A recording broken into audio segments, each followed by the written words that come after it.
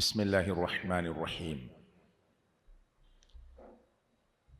الحمد لله رب العالمين،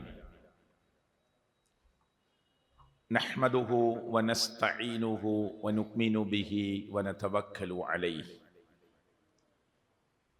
ونعوذ بالله من شرور أنفسنا ومن سيئات أعمالنا. اللهم صل على محمد وعلى آل محمد كما صليت على إبراهيم وعلى آل إبراهيم إنك حميد مجيد. اتقوا الله حيثما كنتم. ആദരണീയനായ അധ്യക്ഷൻ, ഈ മാസത്തിൽ നടക്കുന്ന വിജ്ഞാനവേദിയിൽ നേരത്തെ എത്തിച്ചേർന്ന ജ്യേഷ്ഠ അനിയ സുഹൃത്തുക്കളെ, മാതൃതുല്യരായ ഉമ്മമാരെ, സഹോദരിമാരെ, സുഹൃത്തുക്കളെ, പണ്ഡിതന്മാരെ, അസ്സലാമു അലൈക്കും വറഹ്മത്തുള്ളാഹി. റമളാൻ എന്ന് കേൾക്കുമ്പോൾ നമ്മുടെ മനസ്സുകളിൽ കടന്നു വരുന്ന കുറേ ചിന്തകളും ആലോചനകളും ഒരുക്കങ്ങളും തുടർ സംബന്ധമായ ഒരുപാട് വിഷയങ്ങളുണ്ട്. അല്ലാഹു തആല ചില ദിവസങ്ങൾക്കും ചില അവസരങ്ങൾക്കും ചില മാസങ്ങൾക്കുമൊക്കെ പ്രത്യേകത നൽകിയിട്ടുണ്ട്. ഖുർആനിൽ ചില വിഷയത്തെ തൊട്ട് അള്ളാഹു സത്യം ചെയ്യുമ്പോൾ ആ വിഷയത്തിൻ്റെ പ്രാധാന്യം കൂടി പഠിക്കാനാണ് അങ്ങനെ ചില പ്രയോഗം അള്ളാഹു നടത്തിയത് എന്ന് മുഫസ്സിറുകൾ പറഞ്ഞിട്ടുണ്ട്. വൽ അസ്ർ, കാലത്തെക്കുറിച്ച് നമ്മൾ ചിലത് പഠിക്കണം. കാലത്തെ നിങ്ങൾ ചീത്ത പറയരുത് എന്ന് നബി കരീം സല്ലല്ലാഹു അലൈഹി വസല്ലമ അള്ളാഹിന്റെ വഹി പ്രകാരം നമ്മളെ പഠിപ്പിച്ചിട്ടുണ്ട്. ഞാനാണ് കാലം എന്ന് അള്ളാഹു പറഞ്ഞതായി നബി സല്ലല്ലാഹു അലൈഹി വസല്ലം അറിയിച്ചിട്ടുണ്ട്. അള്ളാഹ് പറഞ്ഞു ഞാനാണ് കാലം. ഇന്നത്തെ ദിവസം മോശാണ്, ഒരു അവസരത്തെ ശപിക്കുക, കാലത്തെ ശപിക്കുക, ഈ മാസം മോശാണെന്ന് പറയുക. ജനിച്ച മക്കളിൽ ഒന്നാമനെയോ രണ്ടാമനെയോ മൂന്നാമനെയോ രണ്ടാമത്തവളെയോ ഒന്നാമത്തവളെയോ ഒക്കെ വെച്ചുകൊണ്ട് എൻ്റെ കഷ്ടകാലം തുടങ്ങി എന്ന് പറയുക. അങ്ങനെ ദീർഘമാണ് ആ വിഷയം, അവിടേക്ക് കിടക്കാനല്ല. അപ്പൊ അള്ളാഹു സത്യം ചെയ്ത് പറയുന്ന ചില കാര്യങ്ങളെ നമുക്ക് ചിലത് പഠിക്കാനുണ്ട്. അങ്ങനെ കുറേ പ്രയോഗം കാണാം. വല്ലൈൽ അള്ളാഹു സത്യം ചെയ്ത് പറഞ്ഞതാണ്. വല്ലുഹ പറഞ്ഞിട്ടില്ലേ? വൽഫജ്ർ വലയാലിൻ അശ്ർ. ഇങ്ങനെ കുറേ പ്രയോഗങ്ങൾ ഖുർആനിൽ കാണാൻ പറ്റും. ഞാൻ അങ്ങോട്ട് കിടക്കണില്ല. അതുപോലെ ചില സമയങ്ങളെ, രാത്രിയെ മൂന്നായി തിരിച്ച് രാത്രിയുടെ 2 ഭാഗവും അവസാനിച്ചാൽ രാത്രിയെ മൂന്നായി തിരിച്ച മൂന്നാമത്തെ ഭാഗത്തിലേക്ക് പ്രവേശിച്ച സമയം, ആ സമയത്തിന് പ്രത്യേകതയുണ്ട് എന്ന് റസൂൽ കരീം സല്ലല്ലാഹു അലൈഹി വസല്ലമ നമ്മെ പഠിപ്പിച്ചിട്ടുണ്ട്. അല്ലാഹു തആല എല്ലാ രാത്രിയും ഇറങ്ങും എന്ന് പറഞ്ഞ സമയവും അതാണ് എന്ന് നബി സല്ലല്ലാഹു അലൈഹി വസല്ലമയുടെ കൃത്യമായ പാഠങ്ങളിലുണ്ട്.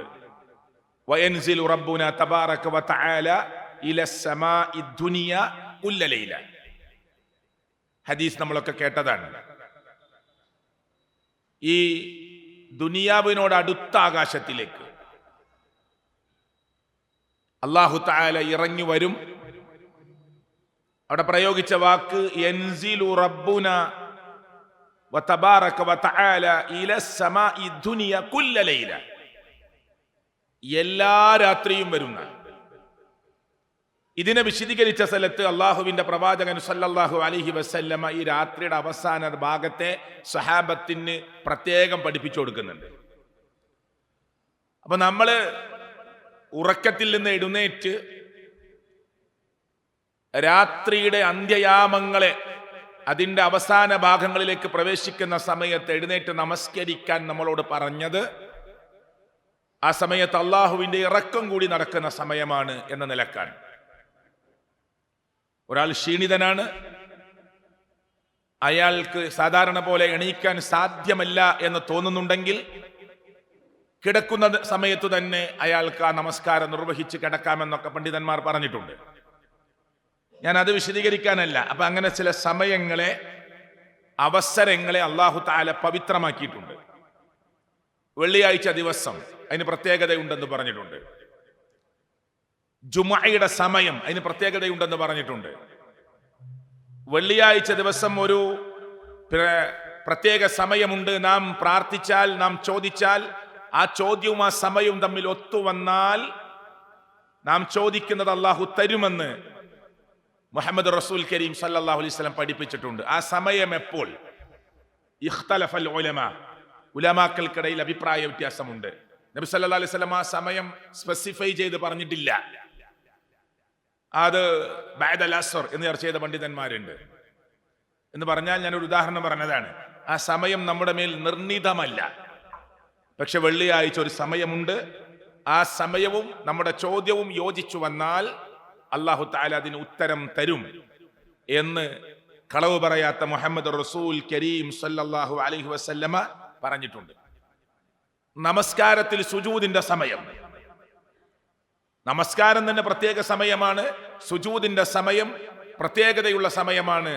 ദുആഇന് ഉത്തരം കിട്ടുന്ന സമയമാണ് എന്ന് ഹദീസിലൂടെ മനസ്സിലാക്കാൻ പറ്റും. അതുകൊണ്ടാണ് സുന്നത്ത് നമസ്കാരങ്ങളിൽ ദീർഘമായി സുജൂദിൽ കിടക്കാൻ മുഹമ്മദ് റസൂൽ കരീം സല്ലല്ലാഹു അലൈഹി വസല്ലം സമയം കണ്ടെത്തിയത്. ഒരു സുന്നത്ത് നമസ്കാരത്തിൽ ദീർഘമായി സുജൂദിൽ കിടന്നപ്പോ സഹാബത്തിൽ കൂട്ടത്തിൽപ്പെട്ട ആളുകൾ പറഞ്ഞു, നബി ഉറങ്ങിപ്പോയി. അങ്ങനെ അവർ ചർച്ച ചെയ്ത് നബി സുജൂദിൽ കിടക്കുന്ന സ്ഥലത്ത് അടുത്തെത്തി. അവർ ഉറക്കെ പറയാൻ തുടങ്ങി, അല്ലാഹുവിന്റെ റസൂൽ ഉറങ്ങിയത് തന്നെയാണ് സല്ലല്ലാഹു അലൈഹി വസല്ലം, നബി ഉറങ്ങിയത് തന്നെയാണ് എന്നവർ പറയാൻ തുടങ്ങി. അപ്പൊ അള്ളാഹുവിന്റെ റസൂല് സുജൂദിൽ തന്നെ കിടന്നുകൊണ്ട് കാലൊന്ന് ഇളക്കി അവിടെ തന്നെ കാല് വെച്ചു. എന്നോട് സഹാബത്ത് ചോദിച്ചു, നബി എന്താണ് നിങ്ങൾ ഇത്ര ദീർഘമായി സുജൂദിൽ? ഞാൻ എൻ്റെ റബ്ബുമായിട്ടുള്ള മുനാജാത്തിലായിരുന്നു. അപ്പൊ സുന്നത്ത് നമസ്കാരങ്ങളിൽ നമുക്ക് അള്ളാഹുമായി ധാരാളം നമ്മുടെ മനസ്സുകൊണ്ട് പറയാം. ഫർള് നമ്മൾ ജമാഅത്തായിട്ടാണ് നടത്തുക, അത് ദീർഘിപ്പിക്കാൻ പാടില്ല. അതിനൊരു സമയപരിധിയുണ്ട്. ഇവിടെ ഇശാഇന്റെ ജമാഅത്ത് നമ്മൾ നിർത്തും, ആ ജമാഅത്തിലേക്ക് നമ്മൾ പോകും. അവിടുത്തെ ഇമാം ഹാഫിളാണ്, അയാൾക്ക് മനോഹരമായി ഖുർആൻ ഓതാൻ അറിയും. ദീർഘമായി നമസ്കരിക്കാൻ പറ്റുമോ? ഇല്ല. അവിടെ യാത്രക്കാരുണ്ട്, അടുത്ത ബസ്സിന് പോകേണ്ടവരുണ്ട്, പല പ്ലാനിങ്ങും ചെയ്തവരുണ്ട്, ഷോപ്പ് താൽക്കാലികമായി അടച്ചു വന്നവരുണ്ട്. അതുകൊണ്ട് ഫർള് നമസ്കാരങ്ങൾ ഒരു സാമാന്യ മര്യാദ അനുസരിച്ചുള്ള ദീർഘമേ ഉണ്ടാകാൻ പാടുള്ളൂ. എന്നാൽ സുന്നത്ത് നമസ്കാരങ്ങൾ നമുക്ക് ദീർഘമായി സുജൂദിൽ കിടന്നുകൊണ്ട് അള്ളാഹുവിനോട് മനസ്സുകൊണ്ട് പറയാം. ഉമ്മാന്റെ പ്രശ്നം, വാപ്പാന്റെ പ്രശ്നം, ജ്യേഷ്ഠന്റെ പ്രശ്നം, എല്ലാവരുടെയും പ്രശ്നങ്ങൾ പറയാം. ഞാൻ ഇങ്ങനെ ആമുഖം പറയുന്നത് ചില സമയങ്ങൾക്കും ചില അവസരങ്ങൾക്കും ചില സ്ഥലങ്ങൾക്കുമൊക്കെ അല്ലാഹു തആല പ്രത്യേകം നൽകിയിട്ടുണ്ട്. വെള്ളിയാഴ്ച ദിവസം മരിക്കുക, ഖബർ എല്ലാവരെയും ഞെരുക്കുമെന്നാണ് അള്ളാഹുവിന്റെ പ്രവാചകൻ പറഞ്ഞത്. ഖബർ എല്ലാവരെയും ഞെരുക്കും. പക്ഷെ വെള്ളിയാഴ്ച ദിവസം മരിക്കുന്ന ആൾക്ക് ഖബറിന്റെ ഞെരുക്കത്തിൽ ചില വ്യത്യാസങ്ങൾ ഉണ്ടാകുമെന്ന് സഹിയായ ഹദീസിൽ കാണാം. നല്ലവനായിട്ട് മരിച്ചാലാണ്, അതല്ലാത്ത ചർച്ച പിന്നെ നമുക്കില്ല. വെള്ളിയാഴ്ച ദിവസം പ്രത്യേക ഡ്രസ്സ് അണിയാം. നമുക്കെല്ലാവർക്കും 4 കൂട്ടം 5 കൂട്ടം 6 കൂട്ടം 8 കൂട്ടം ഡ്രസ്സ് ഉണ്ടെന്ന് വിചാരിച്ചോളൂ. ഒരു കൂട്ടം ഡ്രസ്സ് വെള്ളിയാഴ്ചക്ക് വേണ്ടി മാത്രം എടുത്തു വെക്കാം, അത് വെള്ളിയാഴ്ച മാത്രം ഉപയോഗിക്കുള്ളൂ. അങ്ങനെ വെള്ളിയാഴ്ചക്ക് വേണ്ടി മാത്രം ഒരു ഡ്രസ്സ് കരുതി വെക്കുന്നത് ഇസ്ലാം അനുവദിച്ചതാണ്, ദൂർത്തല്ല. അപ്പൊ നമുക്ക് അങ്ങനെ ഒരു പ്രത്യേകത അള്ളാഹുവിന്റെ പ്രവാചകൻ സല്ലല്ലാഹു അലൈഹി വസല്ലം പഠിപ്പിച്ചു തന്നാൽ നമുക്കത് സ്വീകരിക്കാം. പിന്നെ അത്തഹിയാത്തിന്റെ തശഹുദിന്റെ സമയം, അത് നമസ്കാരത്തിൽ പ്രത്യേകതയുള്ള സമയമാണ് എന്ന് റസൂൽ കരീം സല്ലല്ലാഹു അലൈഹി വസല്ലമ പറഞ്ഞിട്ടുണ്ട്. പിന്നെ ബൈനൽ അദാനി വൽ ഇഖാമ, ബാങ്കിനും ഇഖാമത്തിനും ഇടയിലുള്ള സമയം. ഞാൻ കുറെ കാര്യങ്ങൾ ഇങ്ങനെ എണ്ണി പറയാണ്, അതൊന്നും നമുക്ക് വിശദീകരിച്ച് നമ്മുടെ വിഷയം എന്താണ്, റമളാനിനെ സ്വീകരിക്കുന്നതിലേക്ക്, റമളാനിന്റെ പ്രത്യേകതയിലേക്ക് കടക്കാനാണ് അല്ലാഹു തആല ഇങ്ങനെ ചില സമയങ്ങളെയും ചില അവസരങ്ങളെയും ചില മാസങ്ങളെയും ചില സന്ദർഭങ്ങളെയും ഒക്കെ അല്ലാഹു പവിത്രമാക്കുകയും പ്രത്യേകതയാക്കുകയും ചെയ്തിട്ടുണ്ട് എന്ന് തിരുനബി സല്ലല്ലാഹു അലൈഹി വസല്ലമയുടെ തിരുനാവ് കൊണ്ട് നമ്മൾ കേട്ടതും അറിഞ്ഞതും നമ്മളൊന്ന് ഓർമ്മയിൽ കൊണ്ടുവരാനാണ് ഈ അർത്ഥത്തിലുള്ള ചില കാര്യങ്ങൾ പറഞ്ഞിട്ടുള്ളത്. ബൈനൽ വലിക്കാമ, പ്രാർത്ഥനയ്ക്ക് ഉത്തരം കിട്ടുന്ന സമയമാണ്. നമ്മൾ ബാങ്ക് കൊടുക്കുമ്പോൾ പള്ളിയിലെത്തി ബാങ്കിന് ശേഷം നബിയുടെ മേൽ സ്വലാത്ത് ചൊല്ലി അല്ലാഹുമ്മ റബ്ബ ഹാദിഹി ദഅവത്തി താമ എന്ന പ്രാർത്ഥന ചൊല്ലി, എന്നിട്ട് ഉടനെ എല്ലാ ബാങ്കിനും ഇക്കാമത്തിനും ഇടയിൽ സുന്നത്ത് നമസ്കരിക്കാം.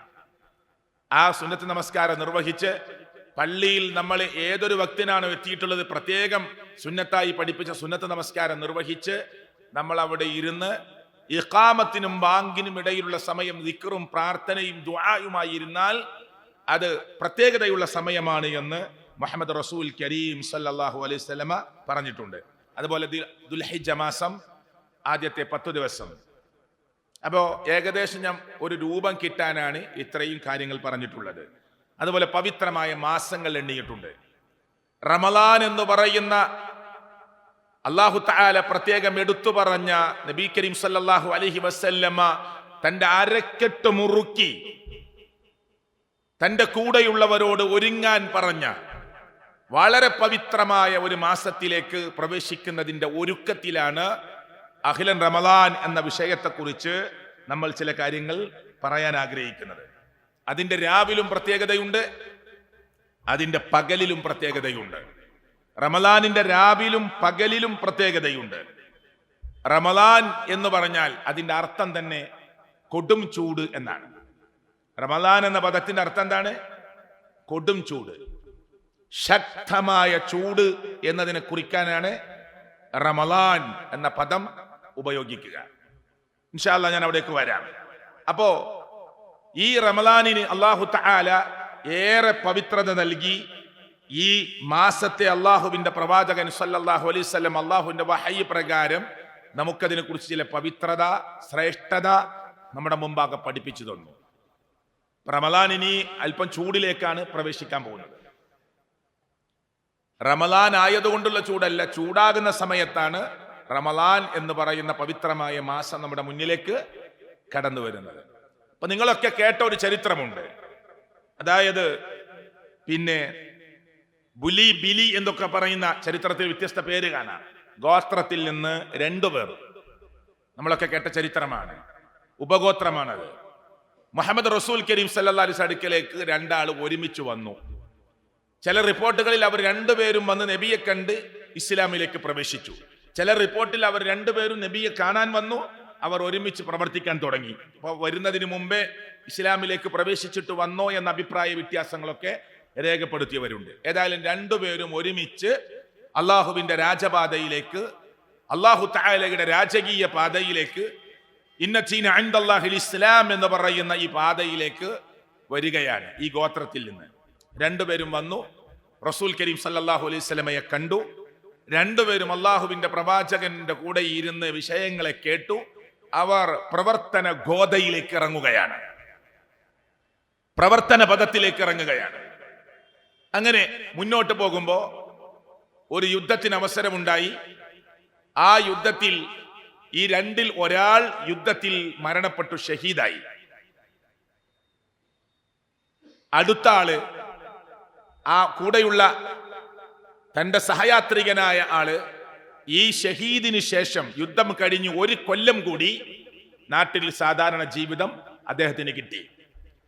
ഇവിടെയാണ് ചരിത്രത്തിൽ ത്വൽഹത്ത് ബിൻ ഉബൈദില്ലാഹ് റളിയല്ലാഹു അൻഹു നബി സല്ലല്ലാഹു അലൈഹി വസല്ലമയെ വന്ന് കണ്ടിട്ട് പറഞ്ഞു, നബിയെ, ഇന്ന ഉപഗോത്രത്തിൽ നിന്ന് വന്ന 2 പേർ ഒരുമിച്ചാണല്ലോ വന്നത്, ഒരുമിച്ചാണല്ലോ അവർ പ്രവർത്തനം തുടങ്ങിയത്. അതിൽ ഒരാൾ അള്ളാഹുവിന്റെ മാർഗത്തിൽ ഇന്ന യുദ്ധത്തിലിറങ്ങി ഷഹീദായ ആളല്ലേ. ഒരാൾ സാധാരണ ജീവിതം നയിച്ചിട്ട് പിന്നെ 1 വർഷം ജീവിച്ച് മരിച്ചുപോയ ആളല്ലേ. പക്ഷെ ഞാൻ ഇന്നലെ ത്വൽഹ റളിയല്ലാഹു അൻഹു നബിയോട് പറയാണ്, ത്വൽഹത്ത് ബിൻ ഉബൈദില്ലാഹ് റളിയല്ലാഹു പറയാണ്, ഞാൻ ഇന്നലെ ഒരു സ്വപ്നം കണ്ടപ്പോ ആ സ്വപ്നത്തിൽ സാധാരണ മരണം വരിച്ച ആളാണ് സ്വർഗത്തിലേക്ക് അള്ളാഹു ആദ്യം പ്രവേശിപ്പിച്ചത്. യുദ്ധത്തിൽ ഷഹീദായ ആള് 1 വർഷം കൂടി സാധാരണ ജീവിതം നയിച്ചിട്ട് യുദ്ധത്തിൽ മരിച്ച ഷഹീദിനെ മറികടന്നുകൊണ്ട് ആദ്യം പ്രവേശിച്ചത് ഈ മനുഷ്യനാണ്. ഷഹീദല്ലേ നബിയെ ആദ്യം പ്രവേശിക്കേണ്ടത്? അത്ര വലിയ സ്ഥാനമല്ലേ ഷഹീദിനുള്ളത്?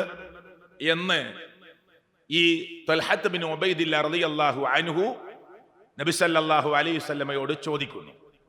അപ്പൊ നബി സല്ലല്ലാഹു അലൈഹി വസല്ലം തിരിച്ചു ചോദിച്ചു, അലൈസ ഹാദാ ഖദ് മക്കസ ബഅദ സന, ഒരു വർഷം കൂടി ആ ഷഹീദ് ലോകത്തുനിന്ന് വിട പറഞ്ഞതിന് ശേഷം ഒരു വർഷം കൂടി താങ്കൾ പറയുന്ന കൂടെ വന്ന ആള് ഭൂമിയിൽ ജീവിച്ചില്ലേ, ഇവിടെ നാട്ടിൽ നമ്മുടെ കൂടെ ഉണ്ടായില്ലേ? ഫസ്വാമ റമളാൻ, റമളാനിൽ അയാൾക്ക് നോമ്പനുഷ്ഠിക്കാൻ കഴിഞ്ഞില്ലേ? വസ്വല്ല കദാ വകദാ, ഇന്ന നമസ്കാരങ്ങളൊക്കെ ഒരു വർഷം കൂടി അയാൾക്ക് നിർവഹിക്കാൻ സാധിച്ചില്ലേ എന്ന് റസൂൽ കരീം സല്ലല്ലാഹു അലൈഹി വസല്ലം ത്വൽഹയോട് തിരിച്ചു ചോദിച്ചു. ത്വൽഹ റളിയല്ലാഹു അൻഹു അതെ അതെ അതെ എന്നിങ്ങനെ മറുപടി പറഞ്ഞു. അപ്പൊ നബി സല്ലല്ലാഹു അലൈഹി വസല്ലം ചോദിച്ചു, അതിൽ അത്ഭുതപ്പെടാൻ എന്തിരിക്കുന്നു, അതിൽ ആശ്ചര്യപ്പെടാൻ എന്തിരിക്കുന്നു? എന്നിട്ട് ഇത് ആവർത്തിച്ചു അല്ലാഹുവിന്റെ പ്രവാചകൻ, അയാൾ ഒരു റമളാനിൽ കൂടി പ്രവേശിച്ചില്ലേ?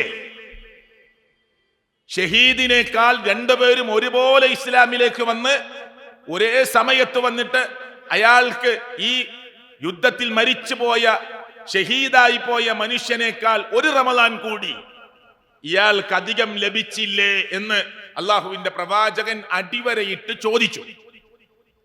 എന്നിട്ട് ഇതിൽ അത്ഭുതപ്പെടാൻ എന്തുണ്ട് എന്നുകൂടി മുഹമ്മദ് റസൂൽ കരീം സല്ലല്ലാഹു അലൈഹി വസല്ലമ ചേർത്തു പറഞ്ഞു. ഇവിടെ നമ്മൾ ശ്രദ്ധിക്കേണ്ടത്, ഈ ഷഹീദിന്റെ പദവി പറയുന്ന സ്ഥലത്ത് ഹദീസിന്റെ ഗ്രന്ഥങ്ങളിൽ ആരാണ് ഷഹീദ് എന്ന് വിശദീകരിക്കുന്ന സ്ഥലത്ത് കാണാം, ലിശ്ശഹീദ് ഇൻദല്ലാഹി സിത്തു ഖിസാലി, ഷഹീദിന് പ്രത്യേകമായ 6 പ്രത്യേകതകൾ അല്ലാഹു തആല കൊടുക്കും. ഒന്ന്, യുഗ്ഫറു ലഹു ഫീ അവ്വലി ദുഫഅത്തിൻ മിൻ ദമിഹി, ഷഹീദിന് വെട്ടേറ്റ് ആദ്യത്തെ രക്തത്തുള്ളി വീഴുമ്പോൾ തന്നെ അയാളുടെ പാപങ്ങൾ അല്ലാഹു പുറത്തു കൊടുക്കും. ഇത്രയും ഈ 6 പദവികളെ പറഞ്ഞിട്ട് ഈ 6 പദവികളും അല്ലാഹു പ്രത്യേകമായി കൊടുക്കുന്ന ഒരു ഷഹീദിനെയാണ് ഒരു റമളാൻ അധികം കിട്ടിയത് കൊണ്ട്, ഒരു വർഷത്തെ നമസ്കാരം കൂടി അധികം കിട്ടിയത് കൊണ്ട്, ഈ ഷഹീദിനെ മറികടന്നുകൊണ്ട് അയാൾ സ്വർഗത്തിലേക്ക് ആദ്യം പ്രവേശിക്കുന്നത്, അള്ളാഹു പ്രവേശിപ്പിക്കുന്നത്. അല്ല, ഒന്നാമത്തേത് എന്താണ്? ലിശ്ശഹീദി ഇൻദല്ലാഹി സിത്തു ഖിസാൽ എന്ന് പറഞ്ഞിട്ട് യുഗ്ഫറു ലഹു ഫീ അവ്വലി ദുഫഅത്തിൻ മിൻ ദമിഹി ദഫഅത്തുൻ മിൻ ദമിഹി, 2 റിപ്പോർട്ടുകൾ കാണാം. രണ്ടായാലും ആദ്യത്തെ രക്തത്തുള്ളി അള്ളാഹുവിന്റെ മാർഗത്തിൽ വീഴുമ്പോൾ തന്നെ അദ്ദേഹത്തിന്റെ കാര്യങ്ങൾ അള്ളാഹു പുറത്തു കൊടുക്കുന്നു, അല്ലെങ്കിൽ പൊറുക്കപ്പെട്ടവനായി അദ്ദേഹം മാറുന്നു. 2, വയറാ മഖഅദഹു മിനൽ ജന്ന, സ്വർഗത്തിൽ അയാൾക്കൊരു ഇരിപ്പിടം അദ്ദേഹത്തിന് കാണിക്കപ്പെടുന്നു, അല്ലെങ്കിൽ അദ്ദേഹം കാണുന്നു, അതിന് അദ്ദേഹത്തിന് റെഡിയാക്കുന്നു അല്ലാഹു.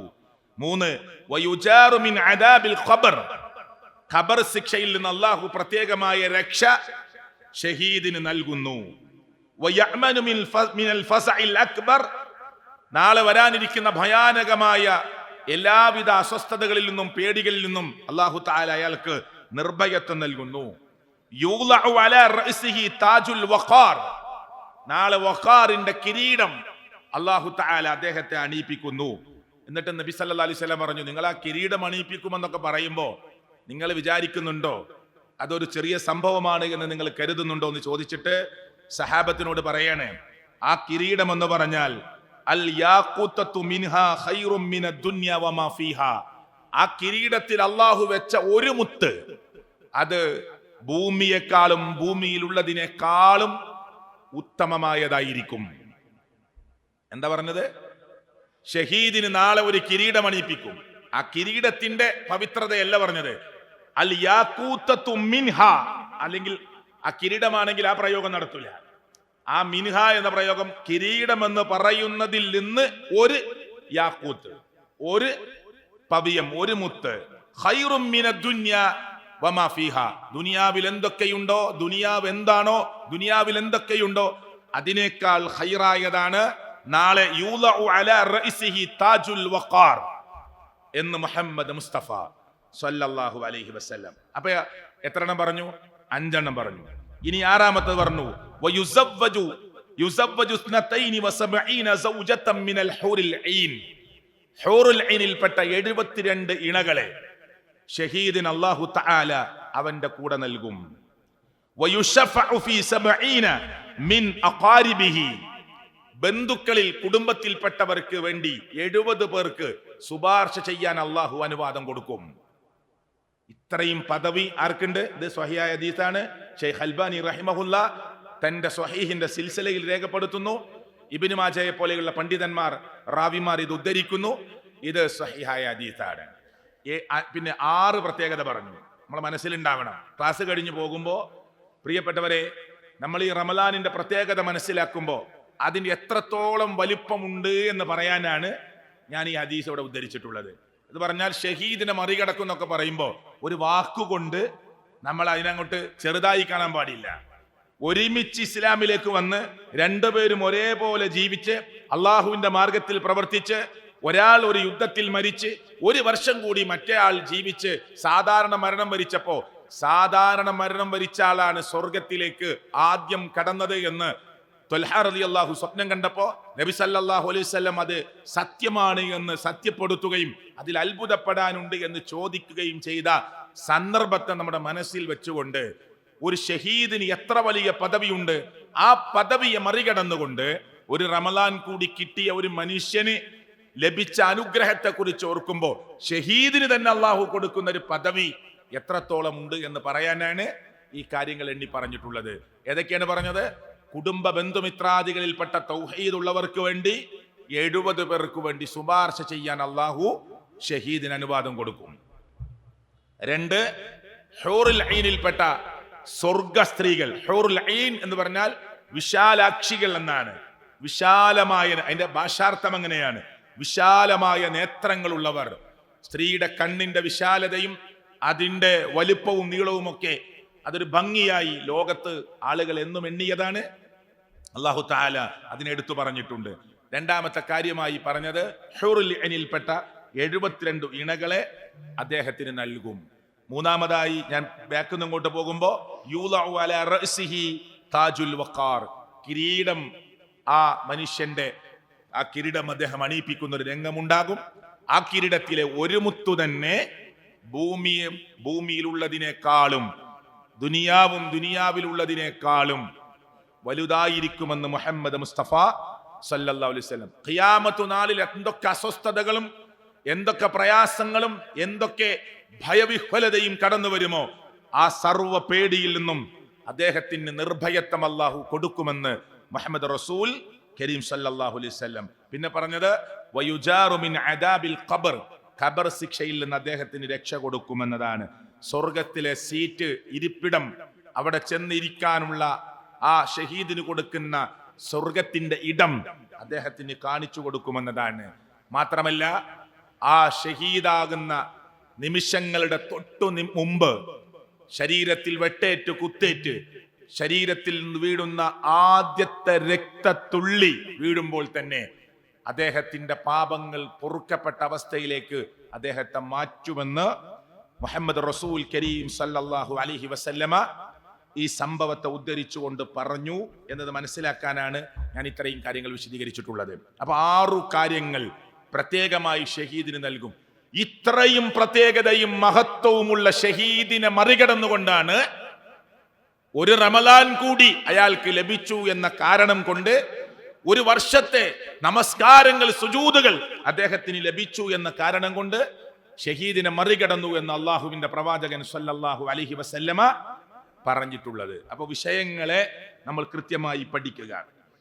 ഒരിക്കൽ നബി സല്ലല്ലാഹു അലൈഹി വസല്ലമയോട് സഹാബത്ത് ചോദിച്ചു, നബിയെ, അയ്യുന്നാസി ഖൈറുൻ, ജനങ്ങളിൽ ഏറ്റവും ഖൈറായ ആളുകൾ ആരാണ്? പ്രവാചകൻ പറഞ്ഞു, മൻ ത്വാല ഉംറുഹു വഹസുന അമലുഹു, നന്നായി ജീവിക്കാൻ ആയുസ് കിട്ടുകയും സൽക്കർമ്മങ്ങൾ നന്നാക്കുകയും കർമ്മങ്ങൾ നന്നാക്കുകയും ചെയ്തവരാണ്.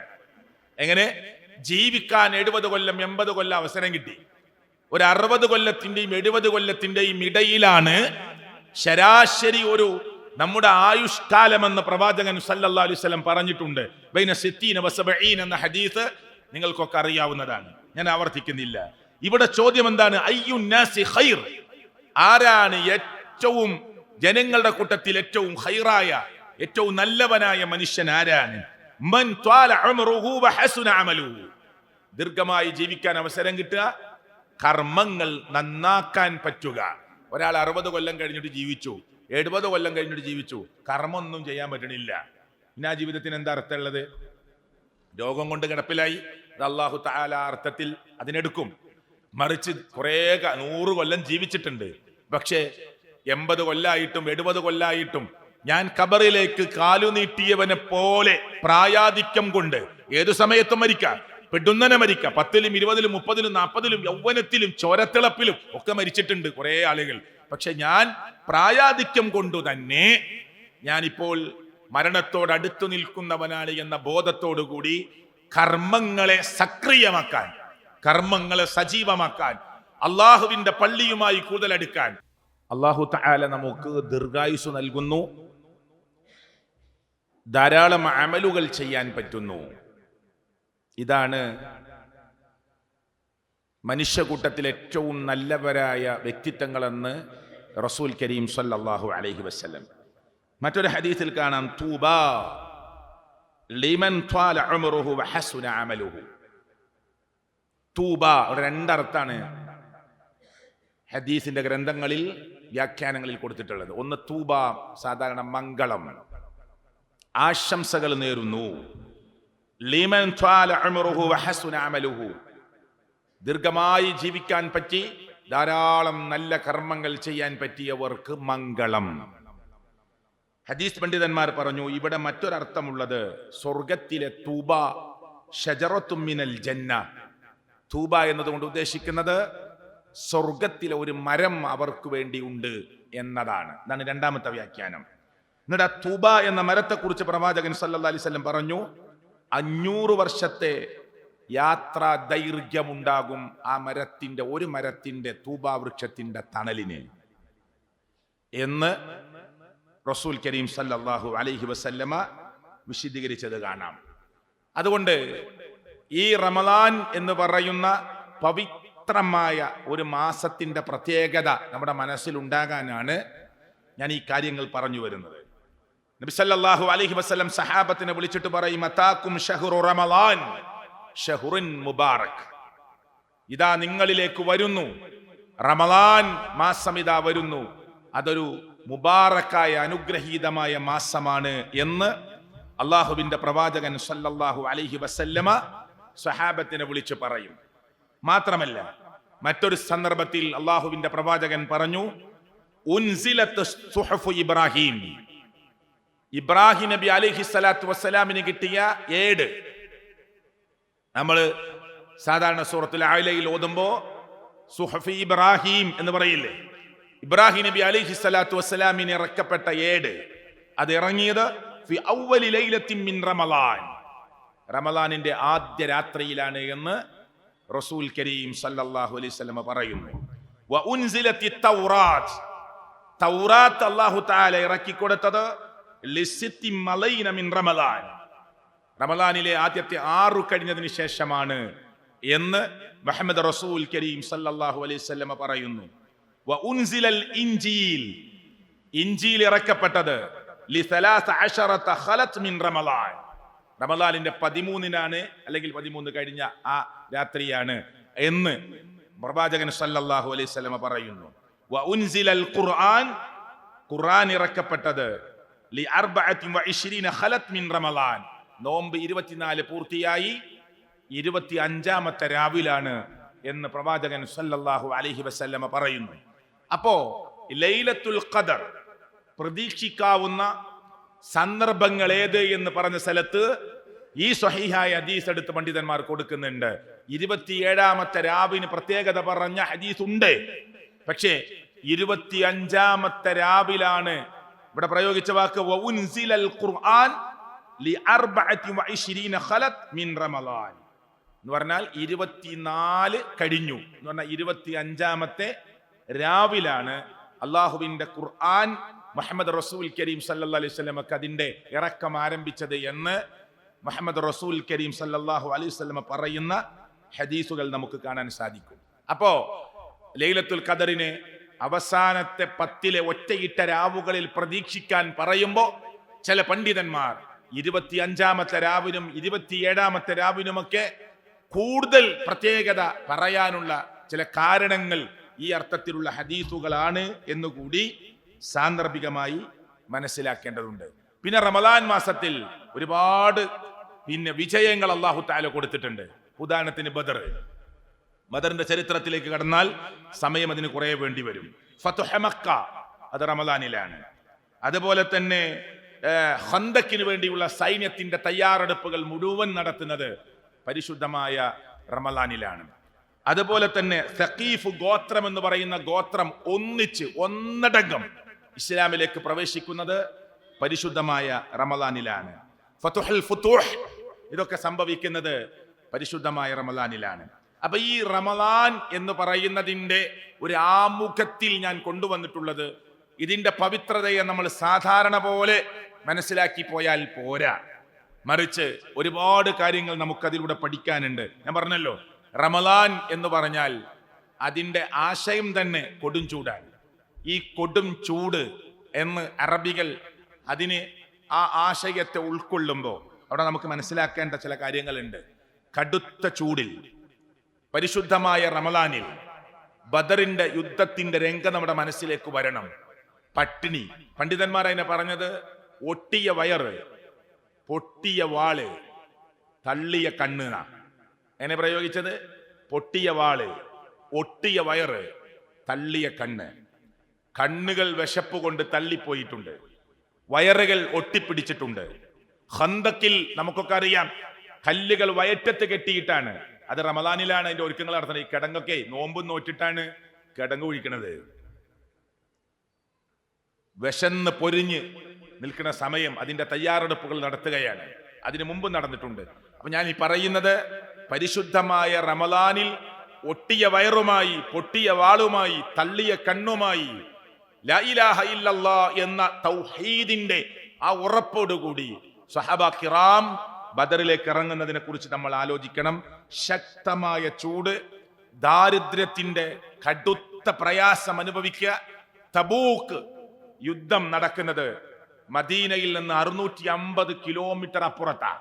ഈ ചൂടിനെ കുറിച്ച് പറയുമ്പോൾ തബൂക്ക് ഒന്ന് ഓർക്കണം. നിസ്കാരത്തിന് ശേഷം നമുക്ക് തബൂക്കിന്റെ ചില നമ്മൾ ചിലപ്പോൾ മനസ്സിലാക്കിയിട്ടില്ലാത്ത, കുറെ ആളുകളെങ്കിലും മനസ്സിലാക്കിയിട്ടില്ലാത്ത ചരിത്രത്തിന്റെ ചില ഡെപ്തിലേക്ക്, ഉള്ളിലേക്ക് കയറി ചെന്നാൽ ചൂടും സഹാബത്ത് സഹിച്ച ത്യാഗവും അവർ കുടിക്കാൻ ഉപയോഗിച്ച വെള്ളവും, ഒറ്റ വാക്യം പറയാം, അവർ വെള്ളത്തിന് തബൂക്കിലേക്ക് നടക്കുമ്പോൾ അവരുടെ ചുണ്ടുകൾ പൊട്ടുന്നു ഒക്കെ ഉണ്ട്, പറയാം നമസ്കാര ശേഷം. അവർ വെള്ളം ഒരിക്കലും ഇനി കിട്ടാൻ ഒരു മാർഗം കാണുന്നില്ല എന്ന് കണ്ടപ്പോ പ്രവാചകൻ സല്ലല്ലാഹു അലൈഹി വസല്ലം പറയണേ, ഒട്ടകത്തറുക്കുക. ഒട്ടകത്തിന്റെ ശരീരത്തിൽ വെള്ളം ശേഖരിച്ചു വെക്കാനുള്ള കഴിവുണ്ട്, കിർഷുണ്ട്. കിർഷ് എന്നതിന് പറയാം അറബി ഭാഷയിൽ. അതിന് വേറെ അർത്ഥങ്ങളുണ്ട്. ഈ വയറുമായി ബന്ധപ്പെട്ട് നിൽക്കുന്ന ഭാഗത്തിനൊക്കെ പറയാം. എന്നിട്ട് ഒട്ടകത്തറുക്കാൻ പറഞ്ഞു നബി സല്ലല്ലാഹു അലൈഹി വസല്ലം. എന്നിട്ട് ഒട്ടകത്തെ അറുത്തു മാറ്റി ഇറച്ചി വേറെയാക്കി കിർഷെടുത്തിട്ട് തോൽപാത്രത്തിലേക്ക് ഇങ്ങനെ പീഞ്ഞു. എന്നിട്ട് നബി സല്ലല്ലാഹു അലൈഹി വസല്ലം പറഞ്ഞു കുടിച്ചോളൂ എന്ന്. ഒട്ടകത്തെ അറുത്ത് ഒട്ടകത്തിന്റെ കിർഷ് പീഞ്ഞ് അതൊരു തോൽപാത്രത്തിലേക്ക് പീഞ്ഞിട്ടാണ് തബൂക്കിന്റെ 650 കിലോമീറ്റർ അപ്പുറമുള്ള തബൂക്കിന്റെ മണ്ണിലേക്ക് 30,000-ഓളം വലിയ സൈന്യം, നബി സല്ലല്ലാഹു അലൈഹി വസല്ലം നയിച്ച യുദ്ധത്തിൽ ഏറ്റവും വലിയ സൈന്യം തബൂക്ക് യുദ്ധത്തിലാണ്. 30,000 ആളുകളാണ് സൈന്യത്തിൽ പങ്കെടുക്കുന്നത്. അപ്പുറത്ത് റോമൻ സൈന്യമാണ്, 2 ലക്ഷം ആളുകളാണ് അപ്പുറത്തുള്ളത്. അപ്പൊ ആ കിർഷ് പീഞ്ഞിട്ടാണ് വെള്ളം കുടിച്ചത് എന്ന് വരെ ചരിത്രത്തിൽ കാണാം. അള്ളാഹുവിന്റെ മാർഗത്തിൽ ഒരു ത്യാഗം സഹിക്കാൻ സർവശക്തനായ അള്ളാഹു നിശ്ചയിച്ച 12 മാസക്കാലങ്ങളിൽ 1 മാസക്കാലം അള്ളാഹു ആ അർത്ഥത്തിൽ തെരഞ്ഞെടുക്കുമ്പോൾ അതിന് ഞാൻ തയ്യാറാണ് എന്ന് പ്രഖ്യാപിക്കുകയാണ് ഒരു മുസ്ലിം, ഒരു മുഅ്മിൻ. സക്കാത്ത് നമ്മളോട് കൊടുക്കാൻ പറഞ്ഞ അള്ളയാണ്. 2.5%. 100-ന് 2.50, 1000-ന് 25, 10,000-ന് 250, 1,00,000-ന് 2,500. എന്റെ കണക്ക് മനസ്സിലാക്കാൻ വേണ്ടി പറഞ്ഞല്ല, 100-ന് 2.50 കൊടുക്കണം എന്ന അർത്ഥത്തിലല്ല. 10 ലക്ഷം രൂപക്ക് നാം കൊടുക്കേണ്ട സക്കാത്ത് 25,000 രൂപയാണ്. അത് അള്ളാഹു നിശ്ചയിച്ചതാണ്. ഹജ്ജ് അള്ളാഹു ചെയ്യാൻ പറഞ്ഞതാണ്. നമസ്കാരം അള്ളാഹു നിർവഹിക്കാൻ പറഞ്ഞതാ. പക്ഷെ അവിടെ ഒന്നും പ്രയോഗിക്കാത്തൊരു വാക്ക് അള്ളാഹു പറഞ്ഞു, അസ്സൗമുലീ, നോമ്പ് എനിക്കുള്ളതാണ്. അപ്പൊ ഈ ഹജ്ജ് എന്ന കർമ്മോ ബാക്കി ഇബാദാത്തുകളോ ഒക്കെ അള്ളാഹ്ക്കുള്ളത് തന്നെയാണ്. പക്ഷെ നോമ്പ് അള്ളാഹുവിനെ ഭയപ്പെട്ടുകൊണ്ട്, അവന്റെ കൂലി പ്രീതി ആഗ്രഹിച്ചുകൊണ്ട്, അവന്റെ വജ്ഹ് നാളെ കാണാൻ ആഗ്രഹിച്ചുകൊണ്ട്. പണ്ഡിതന്മാർ വജ്ഹിന് പ്രീതി എന്നർത്ഥം വെക്കാവുന്ന മേഖലകൾ പറഞ്ഞിട്ടുണ്ട്. എന്നാൽ അള്ളാന്റെ വജ്ഹ് തന്നെ, അള്ളാന്റെ വജ്ഹ് കാണാൻ ആഗ്രഹിച്ചുകൊണ്ട്, നാളെ സ്വർഗം കൊടുക്കുന്ന ആളുകളുടെ കൂട്ടത്തിൽ അള്ളാഹു സ്വർഗത്തിൽ കൊടുക്കുന്ന സിയാദത്താണ് അള്ളാഹുവിനെ നേർക്ക് നേരെ കാണാൻ സൗഭാഗ്യം ലഭിക്കുക എന്നത്. അള്ളാഹു നമുക്ക് പ്രദാനം ചെയ്യുമാറാകട്ടെ. അപ്പൊ ഒരു മാസക്കാലം അള്ളാഹുവിന്റെ നിയമനിർദ്ദേശങ്ങൾ പാലിച്ച്, പോക്കറ്റിൽ പണമുണ്ട്, നമ്മളെ അറിയുന്ന ആരുമില്ല, നമ്മുടെ ബന്ധുമിത്രാദികളോ നമ്മുടെ അയൽപ്പക്കക്കാരോ ആരും നമ്മൾ അറിയാത്തൊരു സ്ഥലത്താണ്, നമ്മൾ ഒറ്റക്കാണ്, വിശപ്പുണ്ട്, ദാഹമുണ്ട്, ഹോട്ടലുകൾ തുറന്നിട്ടുണ്ട്, വെള്ളം കിട്ടാനുള്ള സംവിധാനമുണ്ട്. പക്ഷേ അള്ളാഹു നിശ്ചയിച്ചതാണ് ഈ സമയം മുതൽ ഈ സമയം വരെ ഭക്ഷണപാനീയങ്ങൾ കഴിക്കരുത്, കുടിക്കരുത് എന്ന്. ഒരു ഓട്ട മത്സരത്തിന് ഒരു കുട്ടി സ്റ്റാർട്ടിംഗ് ലൈനിൽ നിൽക്കുന്നത് പോലെ, ഫിസില് കേട്ടാൽ അതിശക്തമായി ഓടാൻ തയ്യാറായി നിൽക്കുന്നത് പോലെ, അല്ലാഹു തആല അനുവദിച്ച സമയമായാൽ പിന്നെ ഒരു വസ്വാസം ഇല്ലാതെ, സമയമായി ഒന്ന് ഉറപ്പായാൽ ഒരു വസ്വാസം ഇല്ലാതെ ധൃതി കൂട്ടണം. ഞാൻ ആ നോമ്പിന്റെ അഹ്കാമുകളിലേക്ക് കിടക്കുകയല്ല, സാന്ദർഭികമായിട്ട് പറയാം. അത് അള്ളാഹ്ക്ക് വലിയ ഇഷ്ടമാണ്. എന്റെ അടിമ ഞരമ്പുകൾ ഉണങ്ങി വരണ്ട് നിൽക്കുന്ന സമയം, എന്റെ അനുവാദം 6:35 ബാങ്കെങ്കിൽ, 6:40 ബാങ്കെങ്കിൽ 6:39 വെള്ളം കുടിക്കാതെ, ഞാൻ അനുവദിച്ച സമയം 6:40 ആ 6:40 നേരെ സമയം നോക്കി നിന്ന് ഒരു കുട്ടി ലൈനിൽ കാല് വെച്ച് ഓടാൻ നിൽക്കുന്നത് പോലെ ഇങ്ങനെ കയ്യിൽ ഇങ്ങനെ റെഡിയാക്കി, ഇത്തപ്പഴവും വെള്ളവും ഇങ്ങനെ റെഡിയാക്കി, പടച്ചവനെ ഇനി 10 സെക്കൻഡേ ഉള്ളൂ, ആ സെക്കൻഡിൽ പ്രാർത്ഥനയോടുകൂടി അതിനിങ്ങനെ കാത്തിരിക്കുമ്പോ അള്ളാഹു സന്തോഷിക്കുന്ന നിമിഷമാണ് എന്ന് മുഹമ്മദ് മുസ്തഫ. അത് വലിയൊരു ഇഷ്ടമാണ് അള്ളാഹ്ക്ക്. കാരണം ലക്ഷക്കണക്കിന് അള്ളാന്റെ അടിമകള് അള്ളാന്റെ ആ പെർമിഷൻ കിട്ടാൻ, ഇങ്ങനെ ആ സമയത്തിന്റെ പെർമിഷൻ കിട്ടാൻ വേണ്ടി ഇങ്ങനെ കാത്തു നിൽക്കുന്ന ഒരു രംഗം, അത് അള്ളാഹ്ക്ക് വലിയ സന്തോഷമാണ്. സമയമായിട്ടും പിന്നെ ഒരു അഴഞ്ഞ നിലപാട് സ്വീകരിക്കാൻ പാടില്ല. ബാങ്ക് കേൾക്കാത്ത സ്ഥലത്താ സമയമായി എന്ന് പറഞ്ഞാൽ ഉറപ്പായിട്ട് പെട്ടെന്ന് നോമ്പുറക്കണം, അതിന് വസ്വാസിന് നിൽക്കാൻ പാടില്ല. സമയമായാൽ തുറന്നോളണം. ചിലപ്പോൾ ബാങ്ക് കേൾക്കുന്ന സ്ഥലമാവും, ചിലപ്പോൾ ബാങ്ക് കേൾക്കാത്ത സ്ഥലമാവും. ബാങ്ക് കേൾക്കാത്ത സ്ഥലമാണെങ്കിൽ സമയമായ തുറക്കുക. അത് അള്ളാഹ്ക്ക് വലിയ ഇഷ്ടമാണ്. ആ ധൃതി, ഇത്രയും സമയം സുബഹി മുതൽ ഈ മഗ്രിബ് ബാങ്ക് വരെ നിന്ന നിനക്ക് ഒരു 2 മിനിറ്റും കൂടി സമാധാനത്തിൽ നിന്നൂടെ? 6:35 ബാങ്ക്, ഒരു 2 മിനിറ്റ് കൂടി കഴിഞ്ഞിട്ട് 37 ആയിക്കൂടെ? ചോദിക്കാൻ പാടില്ല. അതാണ് അള്ളാഹ്ക്ക് ഇഷ്ടമല്ലാത്തത്. അള്ളാഹ്ക്ക് സമയമായ തുറക്കലാണ് അള്ളാഹുവിന് ഇഷ്ടം എന്ന് സാന്ദർഭികമായി നമ്മൾ മനസ്സിലാക്കുക. അതുകൊണ്ടാണ് പടച്ചവനെ ഈ നാടി നരമ്പുകളൊക്കെ നനഞ്ഞു. അല്ലാഹ് നീ ഉദ്ദേശിച്ചാൽ പ്രതിഫലം ഉറപ്പായി റബ്ബേ, സബതൽ അജ്ർ ഇൻഷാ അല്ലാഹ്. റബ്ബേ നീ ഉദ്ദേശിച്ചാൽ പ്രതിഫലം ഉറപ്പായി. ആ നോമ്പിനെ കുറിച്ചാണ് അള്ളാഹു പറഞ്ഞത്, അസ്സൗമു ലീ. അത് ശീതീകരിച്ച റൂമില് നല്ല തണുപ്പുള്ള കാലാവസ്ഥയില് കേട്ടോ, സാധാരണ ചൂടൊന്നുമില്ലാത്ത സമയത്ത് ഒക്കെ നോക്കുന്നതിനേക്കാൾ നാം മനസ്സിലാക്കുക, ആ റമദാൻ എന്ന പദം തന്നെ കടുത്ത ചൂടുള്ളത് എന്ന അർത്ഥം വെക്കുന്നതാണ് എന്ന് പറയാനാണ് ഞാൻ ഈ കാര്യം പറഞ്ഞിട്ടുള്ളത്. അവിടെയാണ് ഞാൻ തബൂക്ക് യുദ്ധത്തിന്റെ കാര്യം പറഞ്ഞു വെച്ചത്. മുസ്ലിം ഉമ്മ മുഹമ്മദ് റസൂൽ കരീം സല്ലല്ലാഹു അലൈഹി വസല്ലമയുടെ സഹാബ കിറാം റളിയല്ലാഹു അൻഹും നേരിട്ട ഏറ്റവും വലിയ സൈന്യമാണ് തബൂക്ക് യുദ്ധത്തിലെ സൈന്യം. 30,000-ഓളം ആളുകളാണ്. നബി സല്ലല്ലാഹു അലൈഹി വസല്ലം കടുത്ത പട്ടിണിയിൽ നിൽക്കുന്ന സമയമാണ്. സഹാബത്ത് വിശപ്പ് കൊണ്ട് പൊറുതിമുട്ടുന്ന സമയമാണ്. പുറത്തിറങ്ങിയാൽ അതിശക്തമായ ചൂടാണ്, കടുത്ത പരീക്ഷനാണ്. എന്നിട്ടും 650 കിലോമീറ്റർ അപ്പുറം കിടക്കുന്ന തബൂക്കിലേക്ക് ആളുകൾ നടക്കാൻ ഒരുങ്ങുകയാണ്. സ്വഹബ കിറാം റളിയല്ലാഹു അൻഹുമായി പ്രവാചകൻ സല്ലല്ലാഹു അലൈഹി വസല്ലമ കൂടിയാലോചിക്കുകയാണ്. അപ്പുറത്തുള്ള സൈന്യം 2 ലക്ഷത്തോളം വരുന്ന സൈന്യമാണ്. ഇവിടെ എല്ലാവർക്കും സഞ്ചരിക്കാൻ, ഈ 650 കിലോമീറ്റർ താണ്ടി പോകാൻ എല്ലാവർക്കും ഒട്ടകമില്ല. മുസ്ലിം ഉമ്മത്തിന്റെ കയ്യിൽ, എല്ലാവരുടെ കയ്യിലും ഒട്ടകമില്ല. 17 പേർ ഊഴമിട്ടെടുക്കണം, അത്ര ഒട്ടകേ ഉള്ളൂ ആകെ. എന്ന് പറഞ്ഞാൽ ഓരോട്ടകം 17 ആള് യാത്രക്ക് ഉപയോഗിക്കണം. അതുകൊണ്ട് 16 ആള് നടക്കുക, ഒരാൾ കയറുക, പിന്നെ ഒരാൾ ഇറങ്ങുക, ബാക്കി 16 ഒരാൾ കയറുക, പിന്നെ കുറച്ചു നേരം നടക്കുക, 2 ആള് നടക്കുക, 3-ാമത്തെ ആള് കയറുക. ഊഴമിട്ട് ഒരു ഒട്ടകത്തെ 17 പേർക്ക് ഉപയോഗിക്കണം. അത്ര ഒട്ടകങ്ങളെ ആരെ കയ്യിലുള്ളൂ? മുഹമ്മദ് റസൂൽ സല്ലല്ലാഹു അലൈഹി വസല്ലം അടക്കമുള്ള സഹാബത്തിന്റെ കയ്യിലുള്ളൂ. അപ്പൊ നബി സല്ലല്ലാഹു അലൈഹി വസല്ലം ഈ തബൂക്കിന്റെ ഒരുക്കം നടത്തുമ്പോ സഹാബത്തിനോട് ചോദിച്ചു, സഹാബ എന്തുണ്ട് നമ്മുടെ കയ്യിൽ? എല്ലാവരും ഒന്ന് കൊണ്ടുവരണമെന്ന് പറഞ്ഞു. നിങ്ങൾ കേട്ടിട്ടുണ്ടാവും, അബൂബക്കർ സിദ്ദീഖ് റളിയല്ലാഹു, ഉമർ ഇബ്നുൽ ഖത്താബ് റളിയല്ലാഹു പകുതി കൊണ്ടുവന്നു.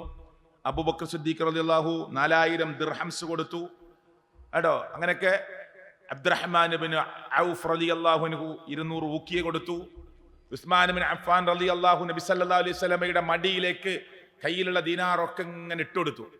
നബി സല്ലല്ലാഹു അലൈഹി വസല്ലമയുടെ കണ്ണിങ്ങനെ നിറഞ്ഞൊഴുകി. എന്നിട്ട് ഉസ്മാൻ റളിയല്ലാഹു പറഞ്ഞു, നബിയെ, നമുക്ക് സഞ്ചരിക്കാൻ ഒട്ടകമൊന്നുമില്ല, അതുകൊണ്ട് ഞാൻ തരും കുറച്ച് ഒട്ടകത്തെ. 900 ഒട്ടകത്തെയാണ് ഉസ്മാൻ ഇബ്നു അഫ്ഫാൻ റളിയല്ലാഹു തബൂക്ക് യുദ്ധത്തിന്റെ സൈന്യത്തിലേക്ക് കൊടുക്കുന്നത്. എത്ര? 900 ഒട്ടകം, 100 കുതിരകൾ മഹാനായ ഉസ്മാൻ ഇബ്നു അഫ്ഫാൻ റളിയല്ലാഹു അൻഹു മാത്രം നൽകിയതാ. എന്നിട്ടാണ് ഈ 17 ആൾ വിടേണ്ടത്. അപ്പൊ 30,000-ത്തെ ഒന്ന് 17 കൊണ്ട് അരിച്ചു നോക്കിയപ്പോ എത്ര ഒട്ടകം ഉണ്ടാവും ആകെ? അതിൽ 900 ഒട്ടകം ആരും കൊടുത്തതാ? ഉസ്മാൻ റളിയല്ലാഹു കൊടുക്കുന്നതാ. 100 കുതിരകളെ ഉസ്മാൻ റളിയല്ലാഹു കൊടുക്കുന്നതാണ്. ഈ സൈനിക ഒരുക്കത്തെയും സൈന്യത്തെയും ഹദീസിലും ചരിത്രത്തിലും വിശേഷിപ്പിച്ചത് ജയ്സുൽ ഉസ്റ എന്നാണ്. ക്ലേശകരമായ സൈന്യം, തറ ക്ലേശത്തിലാണ്, ബുദ്ധിമുട്ടിലാണ്. എന്നിട്ട് തബൂക്കിലേക്ക് നടക്കുകയാണ്. പറഞ്ഞല്ലോ, ഒരൊട്ടകത്തെ 17 ആൾ ഉപയോഗിക്കണം. അപ്പൊ കുറെ 2 ആളൊക്കെ ആണെങ്കിൽ ഇങ്ങനെ മാറി മാറി പോവാം. ഇത് 17 പേരാണ്. ഒരാൾ ഇറങ്ങിയിട്ട് വേണം മറ്റൊരാൾക്ക് കയറാൻ. അപ്പോഴും ലാസ്റ്റത്താക്ക് എത്ര നടക്കേണ്ടി വരും? ചുട്ടുപൊള്ളുന്ന വെയില്, കുടിക്കാൻ വെള്ളമില്ല. ഇവരെ കയ്യിലത്തെ വെള്ളങ്ങളൊക്കെ തീരുകയാണ്. തോൽപാത്രത്തിൽ ശേഖരിച്ച വെള്ളമൊക്കെ തീർന്നു പോയി. കഴിക്കാൻ ഭക്ഷണമില്ല. സഹാബത്ത് പറയാണ്, തബൂക്കിലേക്ക് നടക്കുമ്പോ വഴിയിൽ കണ്ട ചെടികളുടെ ഇല തിന്ന് ഞങ്ങളുടെ 2 വായിന്റെയും ഈ ഭാഗം കീറിപ്പോയി.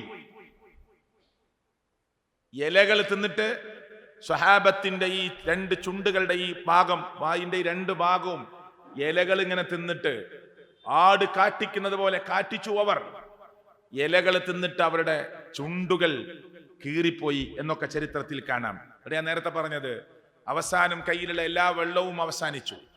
അപ്പോ നബി സല്ലല്ലാഹു അലൈഹി വസല്ലം സഹാബത്തിനോട് പറഞ്ഞു, ഒട്ടകത്തെ അറുക്കാൻ. 17 ആൾക്ക് ഊഴിട്ട് പോകാൻ ഒട്ടകെ ആകുള്ളൂ. പിന്നെ അതിന് എണ്ണം കുറയും അറുക്കുമ്പോ. അങ്ങനെ ഒട്ടകത്തെ അറുത്ത് ഒട്ടകത്തിന്റെ കിർഷ് പീഞ്ഞിട്ട് തോൽപാത്രത്തിലേക്ക് എടുത്ത് സഹാബികളോട് അല്പം അല്പം കുടിക്കാൻ പറയുന്നു മുഹമ്മദ് മുസ്തഫ സല്ലല്ലാഹു അലൈഹി വസല്ലം. എന്തൊരു ത്യാഗത്തിലാണ് പ്രിയപ്പെട്ടവരെ അവർ പോകുന്നത്. അങ്ങനെ പോകാൻ ഒരുങ്ങിയപ്പോ കൂട്ടത്തിൽ ഒരുപാട് ആളുകൾ ഉണ്ടാവുമെന്ന് വിചാരിച്ച സമയത്ത് ചില കപട വിശ്വാസികൾ ഇതിൽ നിന്ന് പിന്മാറുന്നത് പരിശുദ്ധ ഖുർആൻ പറയുന്നുണ്ട്. അവിടെ നിന്ന് വിശദീകരിച്ച് പറയാൻ സമയമല്ല. പരിശുദ്ധ ഖുർആനിലെ 9-ാം അധ്യായം സൂറത്ത് തൗബയിലെ 80 മുതൽ 81, 82, 83, 84 ആയത്തൊക്കെ ഈ തബൂക്കുമായി ബന്ധപ്പെട്ട് ഇറങ്ങിയ ആയത്താ. 80 മുതൽ നിങ്ങളൊന്ന് വിട്ടുപോയി ഖുർആന്റെ പരിഭാഷ എടുത്ത് മറിച്ചു നോക്കിയാൽ മതി. അത് ഈ തബൂക്ക് യുദ്ധവുമായി ബന്ധപ്പെട്ട് ഇറങ്ങിയതാ. അവിടെ 81-ാമത്തെ ആയത്തിൽ കാണാം, ഫരിഹൽ മുഖല്ലഫൂൻ ബിമഖഅദിഹിം ഖിലാഫ റസൂലില്ലാഹി. അല്ലാഹു തആല ഖുർആനിൽ പറയാ, എന്താ പറഞ്ഞത്? പിന്തിരിഞ്ഞു നിന്ന ആളുകൾ അവരുടെ ഇരിപ്പിടത്തിൽ ഇരുന്നു കൊണ്ടവർ സന്തോഷിച്ച ഒരു നിമിഷമുണ്ട്. വകരിഹു അൻ യുജാഹിദു ബിഅംവാലിഹിം വഅൻഫുസിഹിം. അവരുടെ സ്വത്ത് കൊണ്ടും അവരുടെ ശരീരം കൊണ്ടും അള്ളാഹുവിന്റെ മാർഗത്തിൽ ത്യാഗ സമരത്തിൽ തബൂക്കിന്റെ യുദ്ധത്തിലേക്ക് ഇറങ്ങുന്നതിനെ വെറുത്തു നിന്നവർ അവരുടെ കൂട്ടത്തിലുണ്ട്. ഫീ സബീലിൽ, അള്ളാന്റെ മാർഗത്തിൽ. വഖാലു, അവർ പറഞ്ഞു, ലാ തൻഫിറൂ ഫിൽ ഹർരി, ഈ കടുത്ത ചൂടിൽ നിങ്ങൾ ആരും പോകരുത് എന്നവർ പറഞ്ഞു.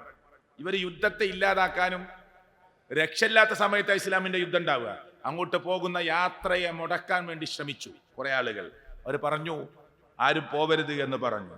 അല്ലാഹു തആല ഖുർആനിൽ പറയാ, ഖുൽ, പറയൂ നബിയേ, നാറു ജഹന്നമ അശദ്ദു ഹർറ, നിങ്ങൾ ഈ ചൂട് കണ്ടുകൊണ്ടാണ് ആളുകളെ പിന്തിരിപ്പിക്കാനും പോവരുത് എന്ന് പറഞ്ഞുകൊണ്ട് പിന്തിരിഞ്ഞ് കാപ്പറ്റ്യം കാണിക്കാൻ ശ്രമിക്കുന്നതെങ്കിൽ പറയൂ നബിയേ, നാറു ജഹന്നമ അശദ്ദു ഹർറ, നരകത്തിന്റെ ചൂട് എന്നത് എത്രയോ കഠിനമായ ചൂടാണ് എന്ന് നിങ്ങൾ മനസ്സിലാക്കണം. ലൗ കാനൂ യഫ്ഖഹൂൻ.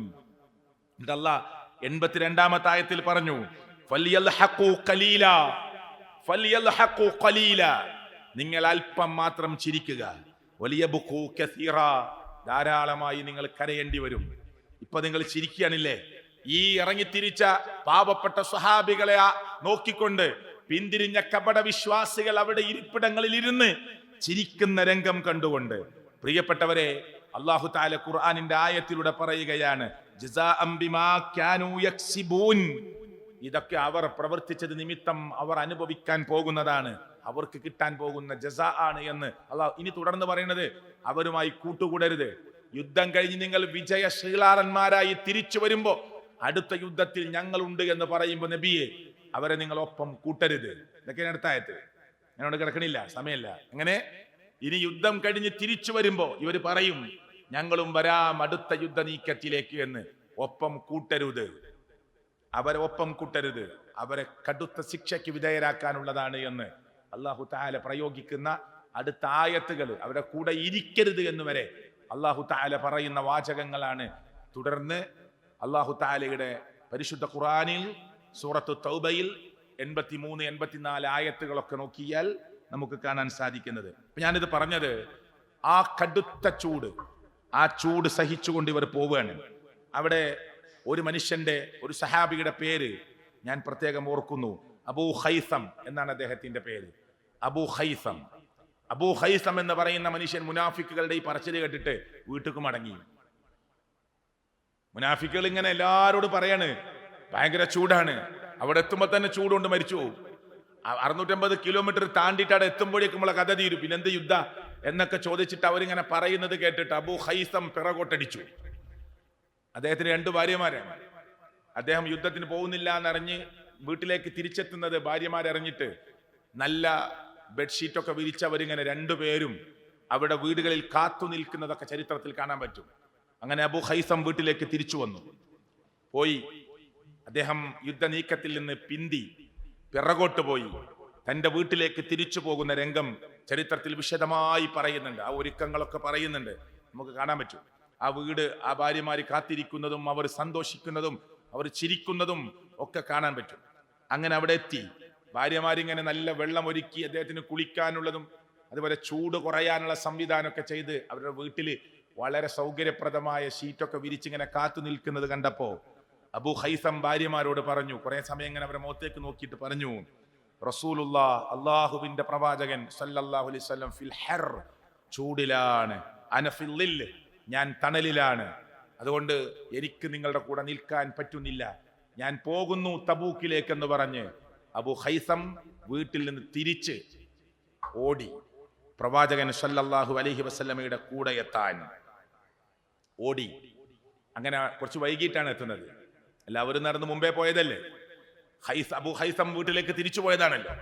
കുറച്ച് വൈകിട്ടാണ് അവിടെ എത്തുന്നത്. അപ്പൊ ദൂരെ നിന്ന് സ്വഹാബത്ത് പറഞ്ഞു, നബിയെ, ആ വരവ് കണ്ടിട്ട് അബൂ ഖൈസമിനെ പോലെയാണ് എന്ന് തോന്നുന്നു എന്ന് പറഞ്ഞ് നബിയുടെ അടുക്കലേക്ക് എത്തുന്നതിന് മുമ്പ് നബി പറയുന്നുണ്ട്, കുൻ അബാ ഖൈസം, അത് അബൂ ഖൈസം ആവട്ടെ, അങ്ങനെ ആവട്ടെ, അദ്ദേഹമാകട്ടെ. അദ്ദേഹത്തോട് അദ്ദേഹത്തിന്റെ കാര്യങ്ങളോടൊക്കെ ഇഷ്ടമായിരുന്നു അവർക്ക് അള്ളാഹുവിന്റെ പ്രവാചകൻ സല്ലല്ലാഹു അലൈഹി വസല്ലമയെ.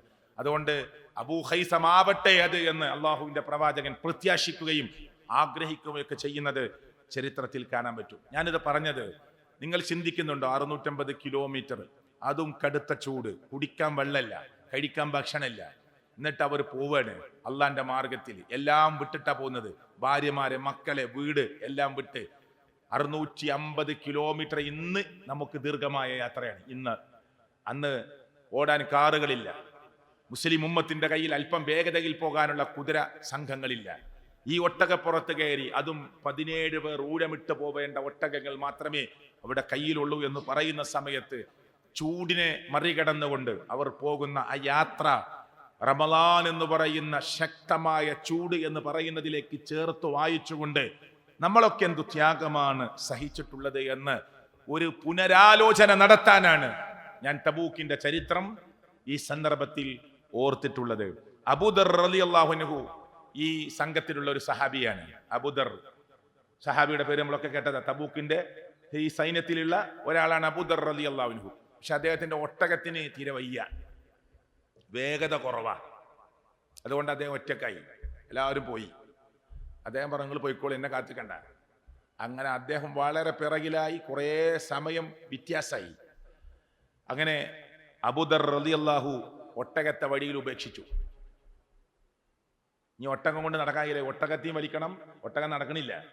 അവസാനം ഭാരക്കെട്ട് തലയിൽ ചുമരിൽ പേറി തബൂക്കിന്റെ മണ്ണിലേക്ക് അബൂദർ റളിയല്ലാഹു കിതച്ച് കുടിവെള്ളം പോലും കിട്ടാതെ ഓടി വരുന്നൊരു രംഗം നബി സല്ലല്ലാഹു അലൈഹി വസല്ലമ ഓർക്കുന്നുണ്ട്.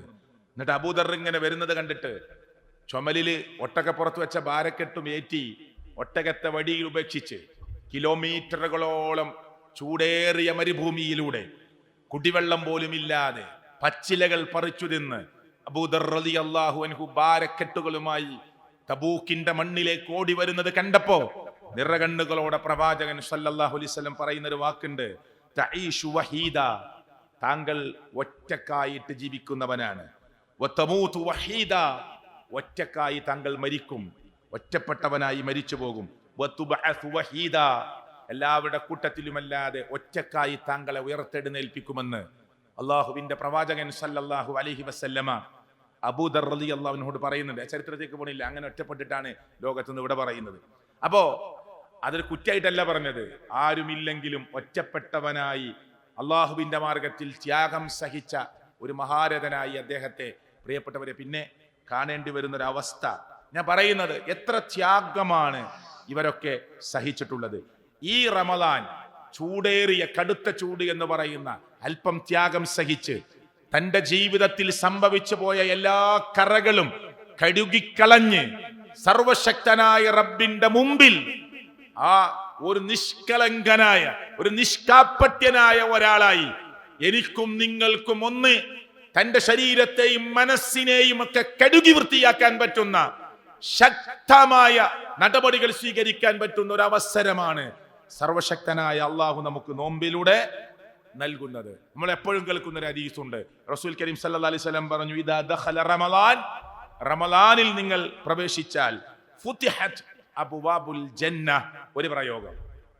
മറ്റൊരു റിപ്പോർട്ടിൽ കാണുന്നത് ഫുതിഹത് അബ്വാബുർ റഹ്മ, മറ്റൊരു റിപ്പോർട്ടിൽ കാണുന്നത് ഫുതിഹത് അബ്വാബുസ് സമാവാത്ത്. മൂന്നർത്ഥവും നമുക്കത് മനസ്സിലാകുന്നതാണ്. ഒന്ന്, സ്വർഗത്തിന്റെ കവാടങ്ങൾ അല്ലാഹു തആല തുറന്നു വെക്കും. രണ്ട്, കാരുണ്യത്തിന്റെ കവാടങ്ങൾ റമളാനിലേക്ക് പ്രവേശിച്ചാൽ അല്ലാഹു തുറന്നു വെക്കും. മൂന്ന്, ആകാശത്തിന്റെ കവാടങ്ങൾ സർവശക്തനായ അല്ലാഹു തുറക്കും. ഇതൊക്കെ ഹദീസിൽ വന്ന പ്രയോഗങ്ങളാണ്. മാത്രമല്ല, യുസയ്യിനുല്ലാഹു കുല്ല യൗമിൻ ജന്ന, സ്വർഗത്തെ റമളാനിലെ ഓരോ ദിവസവും അല്ലാഹു അലങ്കരിക്കും. സ്വർഗത്തെ റമളാനിലെ ഓരോ ദിവസവും സർവശക്തനായ അല്ലാഹു ഇങ്ങനെ അലങ്കരിച്ചുകൊണ്ടേയിരിക്കും. യൂഷിക്കു ഇബാദിയ സ്വാലിഹൂൻ, എന്നിട്ട് തുടർന്ന് ഇങ്ങനെ പറയാണ്, സ്വർഗത്തോട് അല്ലാഹു ഇങ്ങനെ പറയാ, സ്വർഗത്തെ ഓരോ ദിവസവും അലങ്കരിക്കാൻ അല്ലാഹു പറയും. സ്വർഗത്തെ ഓരോ റമളാനിലെ ദിവസവും അലങ്കൃതമാക്കിയിട്ട് സ്വർഗത്തോട് പറയും, എന്റെ സ്വാലിഹീങ്ങളായ അടിമകൾ ഇങ്ങോട്ട് പ്രവേശിക്കാനുള്ള ത്വരിതപ്പെട്ട പണിയിലാണ് എന്ന് പറഞ്ഞുകൊണ്ട് സ്വർഗത്തെ ഓരോ ദിവസവും അലങ്കരിക്കുമെന്ന് കളവ് പറയാത്ത മുഹമ്മദ് മുസ്തഫ സല്ലല്ലാഹു അലൈഹി വസല്ലമ എന്നെയും നിങ്ങളെയും പഠിപ്പിക്കുകയാണ്. എത്ര മനോഹരമായ സംസാരമാണ് പ്രിയപ്പെട്ടവരെ ഈ കേൾക്കുന്നത്. സ്വർഗത്തെ ഓരോ ദിവസവും അലങ്കൃതമാക്കിയിട്ട് എന്റെ സ്വാലിഹീങ്ങളായ അടിമകൾ ഈ സ്വർഗത്തിലേക്ക് പ്രവേശിക്കാനുള്ള ഒരുക്കത്തിലാണ്. അവർ അതിനു വേണ്ടിയുള്ള വെപ്രാളത്തിലാണ്. അതിനാണ് അവർ അരക്കെട്ട് മുറുക്കി ഇറങ്ങിയത്. അതിനാണ് അവർ എനിക്ക് വേണ്ടി പട്ടിണി കിടന്നത്. അതിനാണ് അവർ എനിക്ക് വേണ്ടി പാനീയം ഉപേക്ഷിച്ചത്. അതിനാണ് എനിക്ക് വേണ്ടി അവർ പകൽ സമയത്ത് ഭാര്യ ഭർത്തൃ ബന്ധം ഉപേക്ഷിച്ചത്. അതിനു വേണ്ടിയാണ് അവർ അനാവശ്യ സംസാരങ്ങളിൽ നിന്ന് മാറി നിന്നത്. ഈ സ്വർഗത്തിന് വേണ്ടി അവർ പാടുപെട്ട് പണിയെടുക്കുകയാണ് എന്ന് പറഞ്ഞുകൊണ്ട് സർവശക്തനായ അള്ളാഹു സ്വർഗത്തെ ഓരോ ദിവസവും അലങ്കൃതമാക്കുമെന്ന് മുഹമ്മദ് റസൂൽ സല്ലല്ലാഹു അലൈഹി വസല്ലം പറയുകയാണ്. അതുപോലെ തന്നെ അതിന്റെ ബാക്കിയിൽ ഹദീസിൽ കാണാം, വഗുല്ലികത് അബ്വാബുന്നാർ, നരകത്തിന്റെ കവാടങ്ങൾ അല്ലാഹു തആല കൊട്ടിയടക്കുകയാണ്. നരകത്തിന്റെ കവാടങ്ങൾ കൊട്ടിയടക്കും. അത് മാത്രമല്ല, അല്ലാഹു തആല വിളിച്ചു പറയാൻ ആവശ്യപ്പെടുകയാണ്, യാ ബാഗിയൽ ഖൈർ അഖ്ബിൽ, ഖൈർ ചെയ്യുന്നവരെ, നന്മ ചെയ്യുന്നവരെ മുന്നോട്ട് വന്നോളൂ, മുന്നോട്ട് വന്നോളൂ.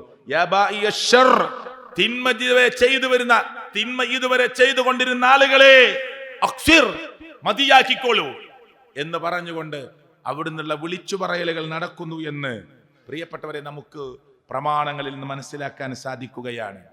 ഈ പ്രോഗ്രാമിന്റെ ചെലവിലേക്കുള്ള ബക്കറ്റ് നിങ്ങളുടെ മുമ്പിൽ വരുന്നു. മാന്യമായി അതിനെ മനസ്സിലാക്കിക്കൊണ്ട്, ഇതിന്റെ സാമ്പത്തിക ചെലവ് മനസ്സിലാക്കിക്കൊണ്ട് കാര്യമായിട്ട് ഇടപെടണമെന്ന് പ്രത്യേകമായി സന്ദർഭത്തിൽ ഓർമ്മപ്പെടുത്തുകയാണ്. നരകത്തിന്റെ 7 കവാടങ്ങളാണ് പ്രിയപ്പെട്ടവരെ റമളാൻ എന്ന് പറയുന്ന പരിശുദ്ധമായ മാസത്തിൽ സുഹൃത്തുക്കളെ കൊട്ടിയടക്കുന്നത്.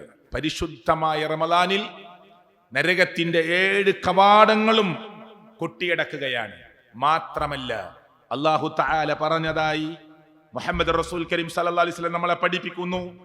അല്ലാഹു തആല അല്ലാഹുവാണ് സത്യം എന്ന് പറഞ്ഞിട്ട് ഓരോ രാത്രിയും നരകത്തിൽ നിന്നുള്ള മോചനം അല്ലാഹു കൊടുക്കുന്നുണ്ട്. നരകത്തിൽ നിന്നുള്ള മോചനം, ചെറിയ ചെറിയ പ്രശ്നങ്ങൾ കൊണ്ട് നരകത്തിലേക്ക് പോകേണ്ട ചില ആളുകൾക്ക് നരകത്തിന്റെ മോചനം ഓരോ രാത്രിയും അല്ലാഹു തആല നൽകുന്നുണ്ട്. പിശാചുക്കളെ ബന്ധിക്കുകയാണ്, ചങ്ങലക്കിടുകയാണ്. മല്ലന്മാരായ ജിന്നുകളെയും പിടിച്ചുകെട്ടുകയാണ്. ചില പ്രശ്നങ്ങൾ ഉണ്ടാക്കുന്ന ജിന്നുവർഗത്തിൽപ്പെട്ട ആളുകളെയും, ജിന്നുവർഗത്തിൽപ്പെട്ട ഏറ്റവും ദുഷിച്ച വർഗമാണ് ആര്? ഷയാത്വീൻ. അവരെയും ബന്ധിപ്പിക്കുകയാണ്. ഇപ്പൊ മനുഷ്യരിൽ തന്നെ അക്രമ സ്വഭാവമൊക്കെ കാണിക്കുന്ന ആളുകൾ ഉണ്ടാവും. അതേപോലെ ജിന്നുവർഗത്തിലും ഈ അർത്ഥത്തിൽ പ്രവർത്തിക്കുന്ന ആളുകളുണ്ട്. അവരെ പിടിച്ചുകെട്ടുകയാണ്. ഷയാത്വീൻ എന്ന പ്രയോഗവും കാണാം. ജിന്നുവർഗത്തിൽപ്പെട്ട ചില മല്ലന്മാരെ, ചില അക്രമ സ്വഭാവമുള്ളവരെ ഈ സമയത്ത് പിടിച്ചുകെട്ടുകയാണ്. ഇതൊക്കെ ഹദീസിൽ പ്രയോഗങ്ങളിൽ വന്നതാണ്. അപ്പോ ശൈത്താനെ പിടിച്ചു ബന്ധിക്കുന്നു, നരകത്തിന്റെ കവാടങ്ങൾ കൊട്ടിയടക്കുന്നു, കാരുണ്യത്തിന്റെ കവാടങ്ങൾ തുറക്കുന്നു, ആകാശത്തിന്റെ കവാടങ്ങൾ തുറക്കുന്നു, സ്വർഗത്തിന്റെ 8 വാതിലുകളും തുറന്നു വെക്കുന്നു. പോരാ, ഓരോ രാത്രിയും നരകമോചനത്തിൽ അല്ലാഹു തആല ആളുകളെ സെലക്ട് ചെയ്യുന്നു. പോരാ പ്രിയപ്പെട്ടവരെ, നന്മ ചെയ്തവരെ മുന്നോട്ട് വരൂ, മടിച്ചു നിൽക്കാതെ മുന്നോട്ട് വരൂ എന്ന് വിളിച്ചു പറയുന്നു. തിന്മ ചെയ്തവരെ മതിയാക്കിക്കൊള്ളൂ, നിങ്ങൾക്ക് രക്ഷപ്പെടാമെന്ന പ്രയോഗം സർവശക്തനായ റബ്ബ് മുഹമ്മദ് റസൂൽ കരീം സല്ലല്ലാഹു അലൈഹി വസല്ലമയിലൂടെ ആ നോമ്പിന്റെ പവിത്രമായ ദിനരാത്രങ്ങളെ എടുത്തു പറഞ്ഞുകൊണ്ട് എന്നെയും നിങ്ങളെയും ബോധ്യപ്പെടുത്തുകയാണ്. പോരാ, നമ്മളൊക്കെ സാധാരണ കേൾക്കുന്ന ഹദീസ് ഉണ്ട്, ആരെങ്കിലും റമദാനിൽ റമദാനിൽ ഈമാനോടുകൂടി, നല്ല വിശ്വാസത്തോടുകൂടി എന്റെ റബ്ബെനിക്ക് പ്രതിഫലം തരും, ഈ പട്ടിണിക്ക്, ഈ പ്രയാസത്തിന്, ഈ വെള്ളം കുടിക്കാതെ തൊണ്ട ഉണങ്ങിയതിന്, അതേ കാത്തിരുന്നതിന് എന്റെ റബ്ബെനിക്ക് പ്രതിഫലം തരുമെന്ന ഇഹ്തിസാബ്, പ്രതിഫലേച്ഛയോടുകൂടി സർവശക്തനായ റബ്ബ് ഇതിന് കൂലി തരാതിരിക്കില്ല എന്ന നല്ല നീയത്തോടുകൂടി, നല്ല വിശ്വാസത്തോടുകൂടി ഒരാൾ നോമ്പനുഷ്ഠിക്കുകയും ആ റമദാനിലെ നമസ്കാരം നിർവഹിക്കുകയും ചെയ്താൽ അല്ലാഹു തആലയുടെ പ്രവാചകൻ പറയുന്നു, ഖറജ മിൻ ദുനൂബിഹി, അവനെ പാപങ്ങളിൽ നിന്ന് പുറത്താക്കുകയാണ്, അവനെ പാപങ്ങളിൽ നിന്ന് അവന് പുറത്തു കിടക്കാൻ പറ്റുകയാണ്. കയൗമി വലദത്തുഹു ഉമ്മുഹു, അവന്റെ ഉമ്മ അവനെ പ്രസവിച്ചതുപോലെ നിഷ്കളങ്കനായ ഒരു കുട്ടിയുടെ അവസ്ഥയിലേക്ക് ഈ ആളുകൾ മാറുമെന്ന് അള്ളാഹുവിന്റെ പ്രവാചകൻ സല്ലല്ലാഹു അലൈഹി വസല്ലമ നമ്മളെ പഠിപ്പിക്കുകയാണ്. വീണ്ടും ചില ഹദീസുകളിൽ കാണാം, ഒരാൾ റമദാനിലെ ഒരൊറ്റ ദിവസത്തെ നോമ്പെടുത്താൽ തന്നെ 70 വർഷം നരകാഗ്നിയിൽ നിന്ന് ദൂരെയാവുകയാണ്.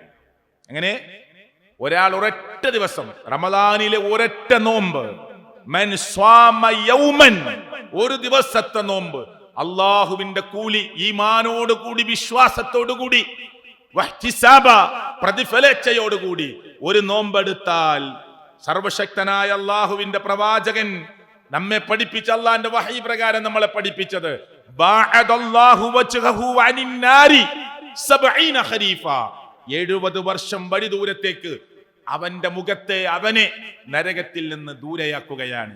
പ്രിയപ്പെട്ടവരെ, വിളിപ്പാടകലെ പരിശുദ്ധമായ റമദാൻ വന്നു നിൽക്കുകയാണ്. ആ റമദാനിലേക്ക് പ്രവേശിക്കാനുള്ള സൗഭാഗ്യം സർവശക്തനായ അള്ളാഹു നമുക്ക് പ്രദാനം ചെയ്യുമാറാകട്ടെ. ഇത്രയും വലിയ പ്രതിഫലം അള്ളാഹു തആല ഓഫർ തരുന്ന ആ പരിശുദ്ധമായ ദിനരാത്രങ്ങളിലേക്ക് ഇവിടെ വരെ എത്തിയ നമുക്ക് അതിലേക്ക് കടക്കാൻ, അത് ഈമാനോടുകൂടി നിർവഹിക്കാൻ, ഇഹ്തിസാബോടുകൂടി നിർവഹിക്കാൻ, പ്രവാചകൻ സല്ലല്ലാഹു അലൈഹി വസല്ലം പഠിപ്പിച്ച ആ പ്രതിഫലങ്ങളും അതിന്റെ ഏറ്റവും ശ്രേഷ്ഠതയും മനസ്സിലാക്കി നിർവഹിക്കാൻ ഈ ലോകത്തിന്റെ രക്ഷിതാവായ സർവശക്തനായ അള്ളാഹു നമുക്ക് അവസരം നൽകി അനുഗ്രഹിക്കുമാറാകട്ടെ. മൻ സ്വാമ റമളാൻ, റമളാനിൽ ആരെങ്കിലും നോമ്പെടുത്തു, ഗുഫിറ ലഹു മാ തഖദ്ദമ മിൻ ദംബിഹി, അവന്റെ പാപങ്ങൾ അള്ളാഹു പുറത്തു കൊടുക്കുകയാണ്. മൻ ഖാമ റമളാൻ, ആരെങ്കിലും റമളാനിൽ കൃത്യമായി നിന്ന് നമസ്കരിച്ചു, ഗുഫിറ ലഹു മാ തഖദ്ദമ മിൻ ദംബിഹി, അവന്റെ പാപങ്ങൾ അള്ളാഹു തആല പുറത്തു കൊടുക്കുകയാണ്. മൻ സ്വാമ റമളാന, മൻ ഖാമ റമളാന എന്നൊക്കെ കഴിഞ്ഞിട്ട് അതിനിടയിൽ അള്ളാഹു തആല മുത്തുനബിയെ കൊണ്ട് പറയിപ്പിക്കുന്നത് ഈമാനൻ വഹ്തിസാബ. അതില്ലാത്ത റിപ്പോർട്ട് കടന്നു വരുന്നില്ല. എങ്ങനെയെങ്കിലും നോമ്പെടുത്താ പോരാ, ഈമാനോടുകൂടി പ്രതിഫലേച്ഛയോടുകൂടി നോമ്പെടുത്താൽ അള്ളാഹു തആല നമുക്ക് പുറത്തു തരുമെന്നതാണ്. പ്രിയപ്പെട്ടവരെ, അത് മാത്രമല്ല, ഇതൊരു ഖുർആനിന്റെ മാസം കൂടിയാണ്. പരിശുദ്ധ റമദാൻ എന്ന് പറയുമ്പോ പരിശുദ്ധ ഖുർആനിന്റെ മാസം കൂടിയാണ്. ആ ഖുർആൻ കഴിഞ്ഞ റമദാനിൽ എത്രത്തോളം ഖുർആനുമായി ഞാനും നിങ്ങളും അടുത്തോ, എന്നിട്ട് ഈ റമദാനിന്റെ പടിവാതിൽക്കൽ വന്ന് നിൽക്കുമ്പോ, വിളിപ്പാടകലെ വന്ന് നിൽക്കുമ്പോ ഖുർആനുമായിട്ടുള്ള ഒരു വർഷത്തെ ബന്ധം, 11 മാസക്കാലത്തെ ബന്ധം എനിക്ക് എത്രത്തോളം ഉണ്ട് എന്ന ആത്മപരിശോധനക്ക് ഈ ക്ലാസ് കഴിഞ്ഞു പോകുമ്പോ നമ്മൾ ഓരോരുത്തരും റെഡിയാകണം. ഞാൻ മനസ്സിലാക്കുന്നു 2008 മുതൽ തുടങ്ങിയതാണ് ഇവിടെ എന്നാണ് ഞാൻ മനസ്സിലാക്കുന്നത് ഈ വിജ്ഞാനവേദി. എത്രയോ ക്ലാസുകൾ നിങ്ങൾ കേട്ടിട്ടുണ്ടാകും. ഇതിന്റെ മേൽഭാഗത്ത് ഞാനും ഒന്നോ രണ്ടോ മൂന്നോ നാലോ തവണയൊക്കെ ഈ വിജ്ഞാനവേദിയിൽ ക്ലാസ് എടുത്തത് ഞാൻ ഓർക്കുന്നുണ്ട്, ഇവിടെയും എടുത്തത് ഓർക്കുന്നുണ്ട്. അപ്പൊ ഞാൻ പറയുന്നത്, പ്രിയപ്പെട്ടവർ, അങ്ങനെ എത്രയോ ആളുകൾ വന്ന് ഇവിടെ ഈ വിജ്ഞാനവേദിയുടെ ഒരു വൈജ്ഞാനികമായ 1 മണിക്കൂർ 1.5 മണിക്കൂർ മാത്രം നീണ്ടു നിൽക്കുന്ന ഈ വൈജ്ഞാനികമായ ഈ കൊച്ചു സദസ്, അതിൽ എത്രയോ സമയം ഇരിക്കാൻ അവസരം കിട്ടിയവരാകാം നിങ്ങളിൽ പലരും. അവിടെ എത്രയോ സമയം സംസാരിക്കാൻ അവസരം കിട്ടിയവരാകാം എന്നെ പോലെയുള്ളവർ പലരും. നമ്മളൊക്കെ റബ്ബിന്റെ കോടതിയിൽ കേട്ടില്ല, പറഞ്ഞില്ല, അറിയിച്ചില്ല, ഇതിനു വേണ്ടി പ്രവർത്തിച്ചില്ല എന്ന് പറയാൻ അവസരം കിട്ടാത്തവരാണ്. നാം എളുപ്പമാക്കി. എന്തിന്? ചിന്തിക്കുന്നവർക്ക്, പഠിക്കുന്നവർക്ക്, ആലോചിക്കുന്നവർക്ക്. ആരുണ്ട് ചിന്തിക്കാൻ, ആരുണ്ട് പഠിക്കാൻ? അല്ലാഹു ചോദിച്ചത് ഞാൻ അങ്ങോട്ട് കിടക്കുന്നില്ല. ഈ ഖുർആൻ ഇവിടെ ഇരിക്കുന്ന 20 കൊല്ലം 15 കൊല്ലം 10 കൊല്ലം വിജ്ഞാനവേദിയുടെ സദസ്സിൽ ഒരു വിജ്ഞാനവേദി പോലും കാരണമില്ലാതെ മുടക്കാതെ വന്ന് ഈ വൈജ്ഞാനികമായ സദസ്സിൽ പങ്കാളികളായ സഹോദരിമാരോടും സുഹൃത്തുക്കളോടും പുതുമുഖങ്ങളോടും ഞാൻ ചോദിക്കുന്നു, നമുക്കുള്ള ബന്ധം എത്രയാണ്? ഖുർആനുമായിട്ടുള്ള ബന്ധം ഇപ്പോഴും ഈ 130 ജുസ്ഇൽ നിന്ന്, പ്രിയപ്പെട്ട 6200 ചില്ലാൻ വരുന്ന ആയത്തുകളിൽ നിന്ന് എത്രത്തോളം സൂറത്തുകൾ നമ്മുടെ മനസ്സുകളിൽ ഒന്ന് കേട്ടാൽ, ഒന്ന് ഓതിക്കേട്ടാൽ അതിൻ്റെ അർത്ഥ ശകലങ്ങൾ, ആശയ തലങ്ങൾ നമുക്ക് മനസ്സിലാവും. മാറ്റല്ലല്ലോ. ഖുർആൻ ഹദീസ് പഠിക്കാനുള്ള സംവിധാനങ്ങൾ നമ്മുടെ നാട്ടിലുണ്ട്. എന്നിട്ട് നമ്മൾ ഉപയോഗിച്ചോ? പോവണം എന്ന് പറഞ്ഞവരുണ്ട്, ഇനി തുടങ്ങണമെന്ന് ആഗ്രഹിച്ചവരുണ്ട്, അടുത്ത മാസം തുടങ്ങാം എന്ന് വിചാരിച്ചവരുണ്ട്, അടുത്ത വർഷം മുതൽ എന്തായാലും പോവണമെന്ന് വിചാരിച്ചവരുണ്ട്. എത്ര വർഷമാണ് നമുക്ക് നഷ്ടപ്പെട്ടു പോയത്? പ്രത്യേകിച്ച് മഞ്ചേരി പോലെയുള്ള ഈ സ്ഥലത്ത് അള്ളാഹുവിൻ്റെ ആ തൗഫീക്കിനാൽ ഒരുപാട് സംവിധാനങ്ങളുണ്ട്. 22-ൽ പോയാൽ അവിടെയുണ്ട്, മേലാക്കത്ത് പോയാലുണ്ട്, പല ഭാഗത്തുണ്ടാവാം. എന്നിട്ട് നമ്മളൊക്കെ എത്ര ഉപയോഗിച്ചു? നമുക്ക് തിരക്കാണ്, നമുക്ക് സമയമില്ല, നമുക്ക് കച്ചവടമാണ്, നമുക്ക് ബിസിനസ്സാണ്. ആഴ്ചയിൽ 1-1.5 മണിക്കൂർ സമയമാണ് അള്ളാന്റെ ഖുർആൻ പഠിക്കാൻ നമ്മളെ വിളിക്കുന്നത്. ഞാൻ ചിലപ്പോൾ ഇതിലെല്ലാവരും പങ്കെടുക്കുന്നവരാകാം, ഞാൻ ആരെയും കുറ്റപ്പെടുത്താനല്ല ഇത് പറയുന്നത്. പക്ഷേ ഒരു സൂറത്തുൽ ബഖറ രണ്ടാമത്തെ അധ്യായം, 3 ആൽ ഇംറാൻ, 4 നിസാ, 5 മാഇദ, 6 അൻആം, അഅറാഫ്, 8 അൻഫാൽ, 9 തൗബ, 10 യൂനുസ്, 11 ഹൂദ്, ഈ 114 അധ്യായം വരെ ഇങ്ങനെ താഴോട്ട് വരുമ്പോൾ ഒരു 10 സൂറത്ത് എനിക്ക് കേട്ടാൽ എൻ്റെ ആശയമൊക്കെ മനസ്സിലാകും എന്ന ഒരു അർത്ഥതലത്തിലേക്ക് നമുക്ക് പ്രവേശിക്കാൻ സാധിച്ചിട്ടുണ്ടോ?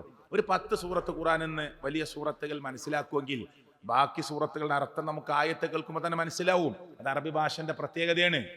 അത് അറബി ഭാഷയുടെ പ്രത്യേകതയാണ്. ചെറിയ അക്ഷരം കൊണ്ട് സെന്റൻസ് കുറിക്കുന്ന ഭാഷയാണ് അറബി, അല്ലേ? റബ്ബന ആതിന ഫിദ്ദുനിയ ഹസന വഫിൽ ആഖിറതി ഹസനതൻ വഖിന. ആ വാവുൽ അത്ഫാണ്. അതൊരു സെന്റൻസിലേക്ക് അവിടെ ചേർക്കാനുള്ളതാണ്. വാവുൽ അത്ഫാണ്. ആൻഡ് എന്നതിന് ഉപയോഗിക്കുന്ന വാവാണ്. പിന്നെ നാ എന്നുള്ളതോ നമ്മൾ എന്ന് പറയാനുള്ള പ്ലൂറലിനെ നമ്മളാകുന്ന ഈ കൂട്ടത്തെ അറിയിക്കാനുള്ളതാണ്. അവിടുത്തെ സെന്റൻസ് എന്താണ്? വഖിന. ഖി എന്നതാണ് അവിടുത്തെ സെന്റൻസ്. നീ അവനെ രക്ഷിക്കുന്നതാണ് ഖി എന്നൊരു അക്ഷരത്തിന്റെ അർത്ഥം. ഉണ്ടോ? നീ രക്ഷിക്ക്, നീ അവനെ രക്ഷിക്ക് എന്ന് പറയാവുന്നതിന് അറബിയിൽ പറയാവുന്ന ഒരു അക്ഷരമാണ് ഖി. അപ്പൊ വാവ് അതിലേക്ക് ചേർത്തി എന്തിനാണ്? ആൻഡിന് വേണ്ടിയിട്ടാണ്. ആ നൂൻ അവിടേക്ക് വന്നത് എന്തിനാണ്? നമ്മളെന്ന പ്ലൂറലിനെ കുറിച്ച് കാണിക്കാൻ വേണ്ടിയിട്ടാണ്. ഞങ്ങളെ രക്ഷിക്കണേ അല്ലാ എന്ന് പറയാനാണ്. അപ്പൊ അവിടെ ആ ഖി എന്നൊരൊറ്റ അക്ഷരം കൊണ്ട് വലിയ അർത്ഥം കുറിക്കുന്നുണ്ട്. അങ്ങനെ എന്തൊക്കെയുണ്ട് അറബിയിൽ അക്ഷരങ്ങൾ കൊണ്ട്? 2 അക്ഷരങ്ങളെ കൊണ്ട്, 3 അക്ഷരങ്ങളെ കൊണ്ട്. അപ്പൊ അറബിയിൽ ഒരു പേജ് എഴുതിയാൽ അത് ഇംഗ്ലീഷിലേക്ക് അതിൻ്റെ പരിഭാഷ കൊണ്ടുവരുമ്പോൾ ഏത് ഭാഷയിലേക്കാകട്ടെ, മലയാളത്തിലാകട്ടെ, ഒരു പേജ് കൊണ്ട് നിർത്താൻ കഴിയില്ല. അത്ര ചെറിയ പദങ്ങളെ കൊണ്ട് വലിയ ആശയ സമ്പുഷ്ടമായ ആ അർത്ഥതലങ്ങളെ കുറിക്കാൻ പറ്റുന്ന ഭാഷയാണ് അറബി. അങ്ങനെ മാറാനും പറ്റില്ല. എടുത്തു പിന്നെ അതിന് ഹർക്കത്തുകൾ കൊടുത്തിട്ടില്ലെങ്കിൽ നമുക്ക് വായിക്കാൻ പറ്റും. സന്ദർഭം മനസ്സിലാക്കിക്കൊണ്ട് ബർറ്, ബിറ്, ബുറ് എന്ന് പറയുമ്പോൾ ഒക്കെ ഒരുപോലെയാണ് എഴുതുക. ഒന്ന് കരയാണ്, ഒന്ന് ഒന്ന് പിന്നെ കടലാണ്, ഒന്ന് പുണ്യമാണ്, അല്ലേ എന്ന് പറയുന്നത് പോലെ. ഒന്ന് ഗോതമ്പാണ്, ഒന്ന് കരയാണ്, ഒന്ന് പുണ്യമാണ്, ഒന്ന് ധാന്യമാണ്, ഒന്ന് പുണ്യത്തെക്കുറിച്ച് പറയാനല്ല. ബിറ്, ബുറ്, ബർറ്. ഒന്ന് കരയാണ്. നോക്ക് നിങ്ങൾ, കടൽക്കരയെ കുറിച്ച് പറയാൻ, ഗോതമ്പ് ധാന്യത്തെക്കുറിച്ച് പറയാൻ, പുണ്യത്തെക്കുറിച്ച് ഒക്കെ ഒരേപോലെയാണ് എഴുതുക. പക്ഷേ ഒരു അറബി ഭാഷയുടെ പ്രത്യേകതയാണത്. അത്ര സൂക്ഷ്മമായി, ഞാൻ ആ ഭാഷയിലെ പ്രയോഗത്തിലേക്ക് കടക്കാനല്ല ഇത് പറഞ്ഞത്. ഈ ഖുർആൻ ഒന്ന് മനസ്സിരുത്തി വായിക്കാൻ ശ്രമിച്ചാൽ, സൂറത്തുൽ ഫാത്തിഹ 60 വയസ്സുള്ള ആൾ ഈ സദസ്സിൽ ഉണ്ടാവാം, 50 വയസ്സുള്ളവരുണ്ടാകാം, 45ഉം 40ഉം ഉള്ളവരുണ്ടാകാം. എത്ര കൊല്ലമായി നമ്മൾ സൂറത്തുൽ ഫാത്തിഹ ഓതുന്ന ഒരു മടുപ്പ്, ഒരു പ്രയാസം, എത്ര കാലായി ഇത് ഓതുന്നു, ഇതന്നെ ഓതുകയാണ് എന്നൊരു തോന്നൽ നമ്മുടെ മനസ്സിലേക്ക് ഖുർആന്റെ ആയത്ത് ഓതുമ്പോൾ വരുന്നുണ്ടോ? നമ്മൾ വായിച്ച ഒരു നോവൽ, നാം വായിച്ച ഒരു സ്റ്റോറി, നാം വായിച്ച ഏതെങ്കിലും ഒരു കഥാപുസ്തകം, നാം വായിച്ച ഏതെങ്കിലും കുട്ടികൾക്ക് വായിക്കാൻ കൊടുക്കുന്ന ഒരു പുസ്തകം രണ്ടാമത് നാം എടുക്കുമ്പോ നമ്മുടെ മനസ്സ് പറയും ഞാൻ ഇത് വായിച്ചതാണ്. എന്നാൽ അള്ളാഹുവിന്റെ കലാമുല്ലാഹി അൽ മുനസ്സൽ അലാ മുഹമ്മദിൻ സല്ലല്ലാഹു അലൈഹി വസല്ലം ബിവാസിത്തത്തി ജിബ്രീൽ അലൈഹി സ്വലാത്തു വസ്സലാം എന്ന നിർവചനം കൊടുക്കുന്ന ഈ ഖുർആൻ ഒരു 5 പേജ് ഓതണമെന്ന് തീരുമാനിച്ചിരുന്നോക്ക്, മനസ്സറിഞ്ഞിരുന്നാൽ 5ൽ നിർത്താനല്ല നമുക്ക് തോന്നുക. എങ്ങനെയെങ്കിലും അത് 8 ആക്കാൻ പറ്റുമോ? എങ്ങനെയെങ്കിലും ഇതാ ഇനിയിപ്പോ ഈ നിങ്ങൾ മറിച്ചു നോക്കൂ, ഇനിയിപ്പോ 3 പേജും കൂടി ഉള്ളൂ ഈ സൂറത്ത് തീരാൻ, എന്നാൽ അതങ്ങോട്ട് തീർത്തിട്ട് വെക്കാം, ഇതങ്ങോട്ട് തീർത്തിട്ട് വെക്കാം, അല്ലേ? അതാ നമ്മളെ ഖുർആൻ നമ്മളോട് പറയല്, നമ്മളെ പ്രേരിപ്പിക്കല്. എന്നാ വേറെ ഏതെങ്കിലും ഒരു ഗ്രന്ഥം വായിച്ചു നോക്കി, വേറെ ഏതെങ്കിലും ഒരു പുസ്തകം എടുത്ത് പഠിക്കുന്ന കുട്ടികളോട് ചോദിച്ചു നോക്ക്. അത് നിർബന്ധിത ഘട്ടത്തിൽ വായിക്കാന്നല്ല, എന്നാൽ തന്നെ മടിച്ച് ഇനി നാളെ നോക്കാം എന്ന അർത്ഥത്തില. അപ്പോ ഓരോ വക്തിന്റെ കൂടെയും ഒന്ന് തീരുമാനിക്കുക. നമ്മളൊക്കെ ഈ റമദാനിലേക്ക് പ്രവേശിക്കുന്നതിന് മുമ്പേ ഖുർആൻ ഓതേണ്ടവരാണ് നമ്മൾ. റമദാനിൽ പ്രവേശിച്ചാൽ സുബഹിയുടെ മുമ്പ്, സുബഹിക്ക് ശേഷം, ളുഹറിന് മുമ്പ്, ളുഹറിന്റെ ശേഷം, അസറിന്റെ മുന്നിലും പിന്നിലുമായി, മഗ്രിബിന്റെ മുന്നിലും പിന്നിലുമായി, ഇശാഇന്റെ മുന്നിലും പിന്നിലുമൊക്കെയായി കുറച്ച് സമയം, ഏതാനും മിനിറ്റുകൾ നിങ്ങൾ കൊടുക്കാൻ തയ്യാറായാൽ ഖുർആൻ റമദാനിൽ 1ഉം 2ഉം തവണയൊക്കെ നമുക്ക് സുഖസുന്ദരമായി ഓതി തീർക്കാൻ പറ്റും. പ്രിയപ്പെട്ടവരെ, ഖുർആനിന്റെ അർത്ഥം ജീവിതത്തിൽ ഖുർആനിന്റെ ആശയ പരിഭാഷ, ഖുർആനിന്റെ ആശയമറിയിക്കുന്ന പരിഭാഷ, ഖുർആനിന്റെ നേർക്ക് നേരെ ഓരോ അർത്ഥവും കുറിക്കുന്ന ഒരു പരിഭാഷയും ലോകത്തൊരാൾക്ക് കൊണ്ടുവരാൻ കഴിയില്ല.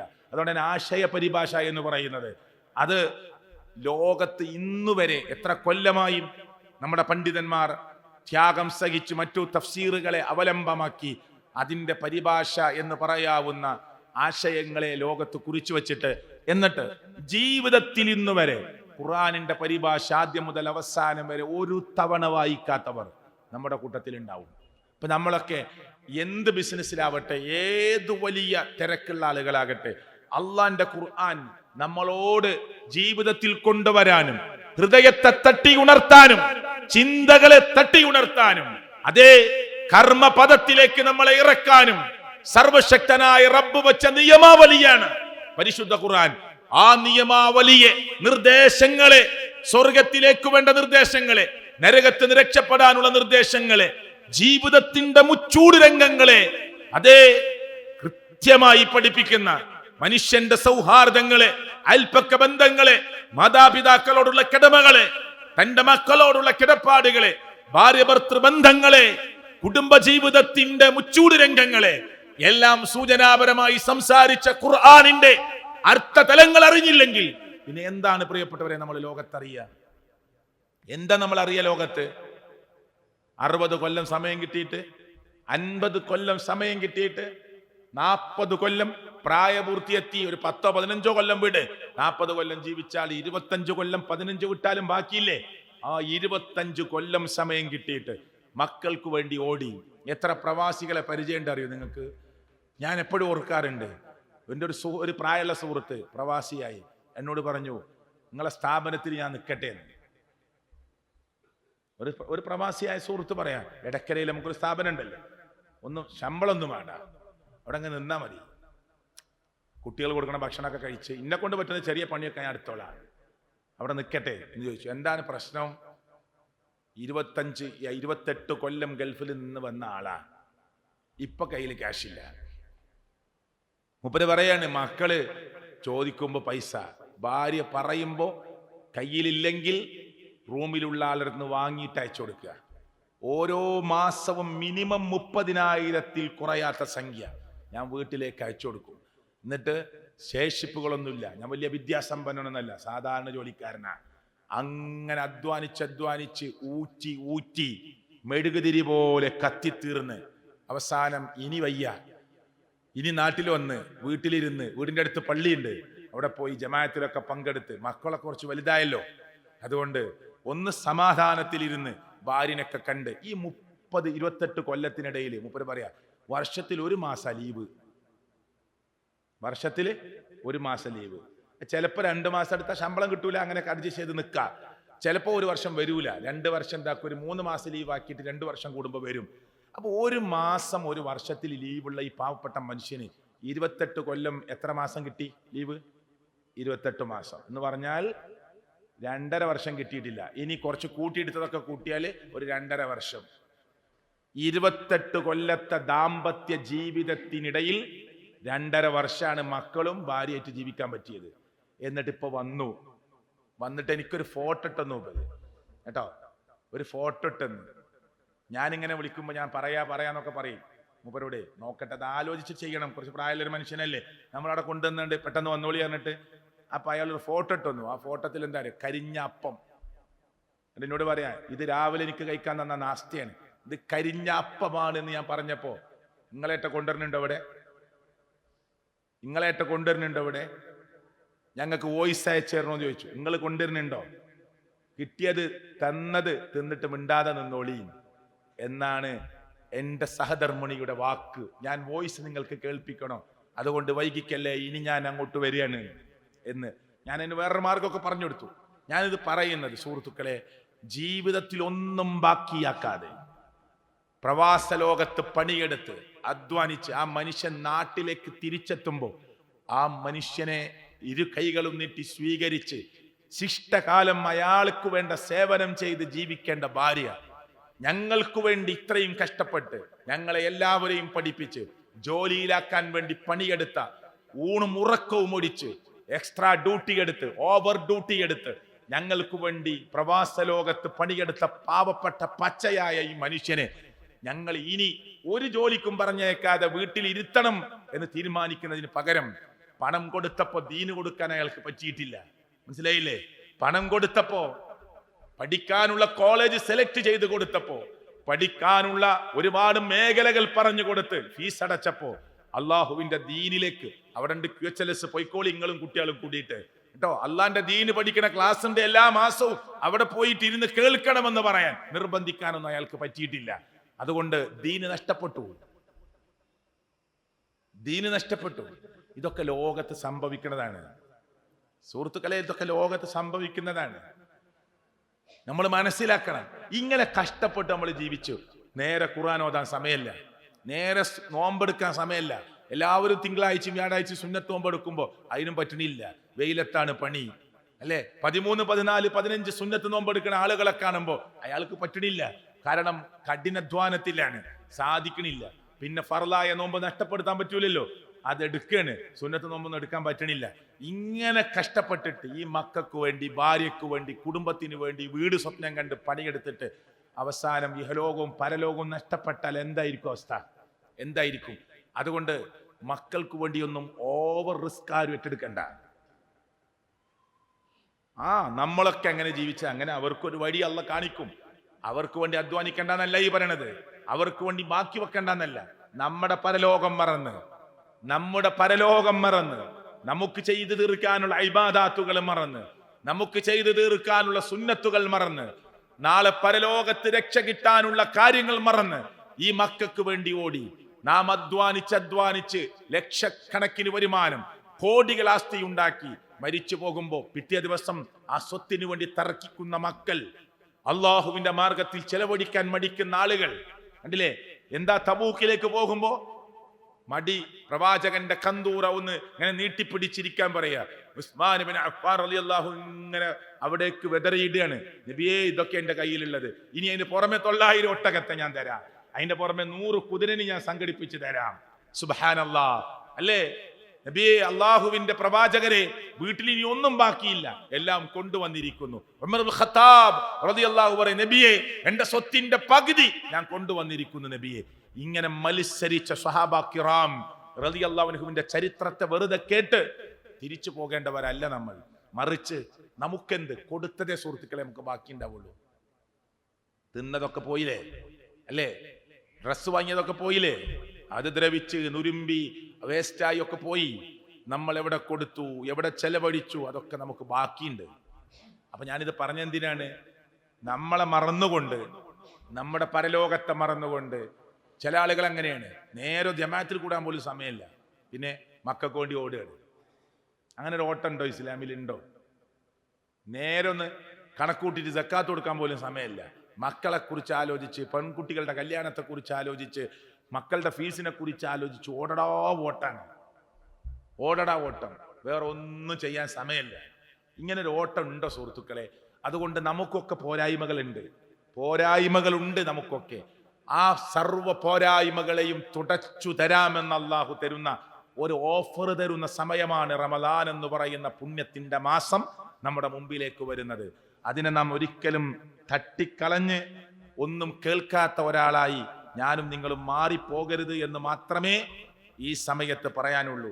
നാളെ യൗമത്തുബില സറായിർ എന്ന് പറഞ്ഞില്ല, രഹസ്യങ്ങളൊക്കെ നമ്മുടെ മുമ്പാകെ വെളിവാക്കുന്ന ഒരു ദിവസം നാളെ ഞാനും നിങ്ങളും ചെന്നു നിൽക്കേണ്ട ഒരു സമയമുണ്ട്.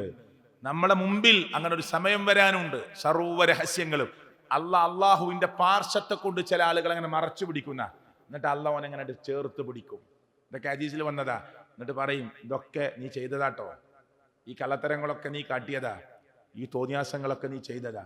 പക്ഷെ നീ ഒരുപാട് എന്നെ പ്രതീക്ഷിച്ചിട്ടുണ്ട്, നീ ഒരുപാട് എന്നെ ആഗ്രഹിച്ചിട്ടുണ്ട്, നീ ഒരുപാട് സ്വർഗം പ്രതീക്ഷിച്ചിട്ടുണ്ട്, നരകത്തെ നീ ഭയപ്പെട്ടിട്ടുണ്ട്. പക്ഷെ എന്നിട്ടും നിന്റെ ജീവിതത്തിൽ സംഭവിച്ച ചെറിയ ചെറിയ കുറ്റങ്ങളാണ് ഇതൊക്കെ കേട്ടോ. ഇതൊക്കെ നാട്ടുകാരെ അറിഞ്ഞിരുന്നെങ്കിൽ നിന്റെ അഭിമാനം നഷ്ടപ്പെടുമായിരുന്നു. പക്ഷെ ഞാൻ നാട്ടുകാരെ അറിയിക്കാതെ നിന്റെ ഇർള്, നിന്റെ അഭിമാനം കാത്തു സൂക്ഷിച്ച് ഞാൻ മറച്ചു വച്ചതാണ്.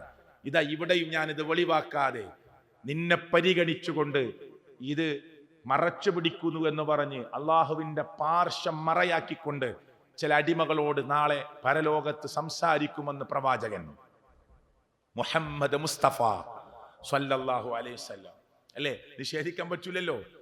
ഇതൊക്കെ നീ ചെയ്തതാ ഫാത്തിമ, ഇതൊക്കെ ചെയ്തതാണ് ആയിഷ, അഹമ്മദ്, മുഹമ്മദ്, ഷിയാബെ, അബൂബക്കറെ, അബ്ദുൽ ഗഫൂറെ, മുനീറെ, ഇബ്രാഹിമേ, ഹംസ ഇങ്ങനെ വിളിച്ചിട്ട് ഇതാ ഇതൊക്കെ ചെയ്തതാ, ഇതൊക്കെ രേഖയിലുണ്ട്, ഞാൻ അറിഞ്ഞിട്ടില്ല എന്ന് നീ വിചാരിക്കണ്ട.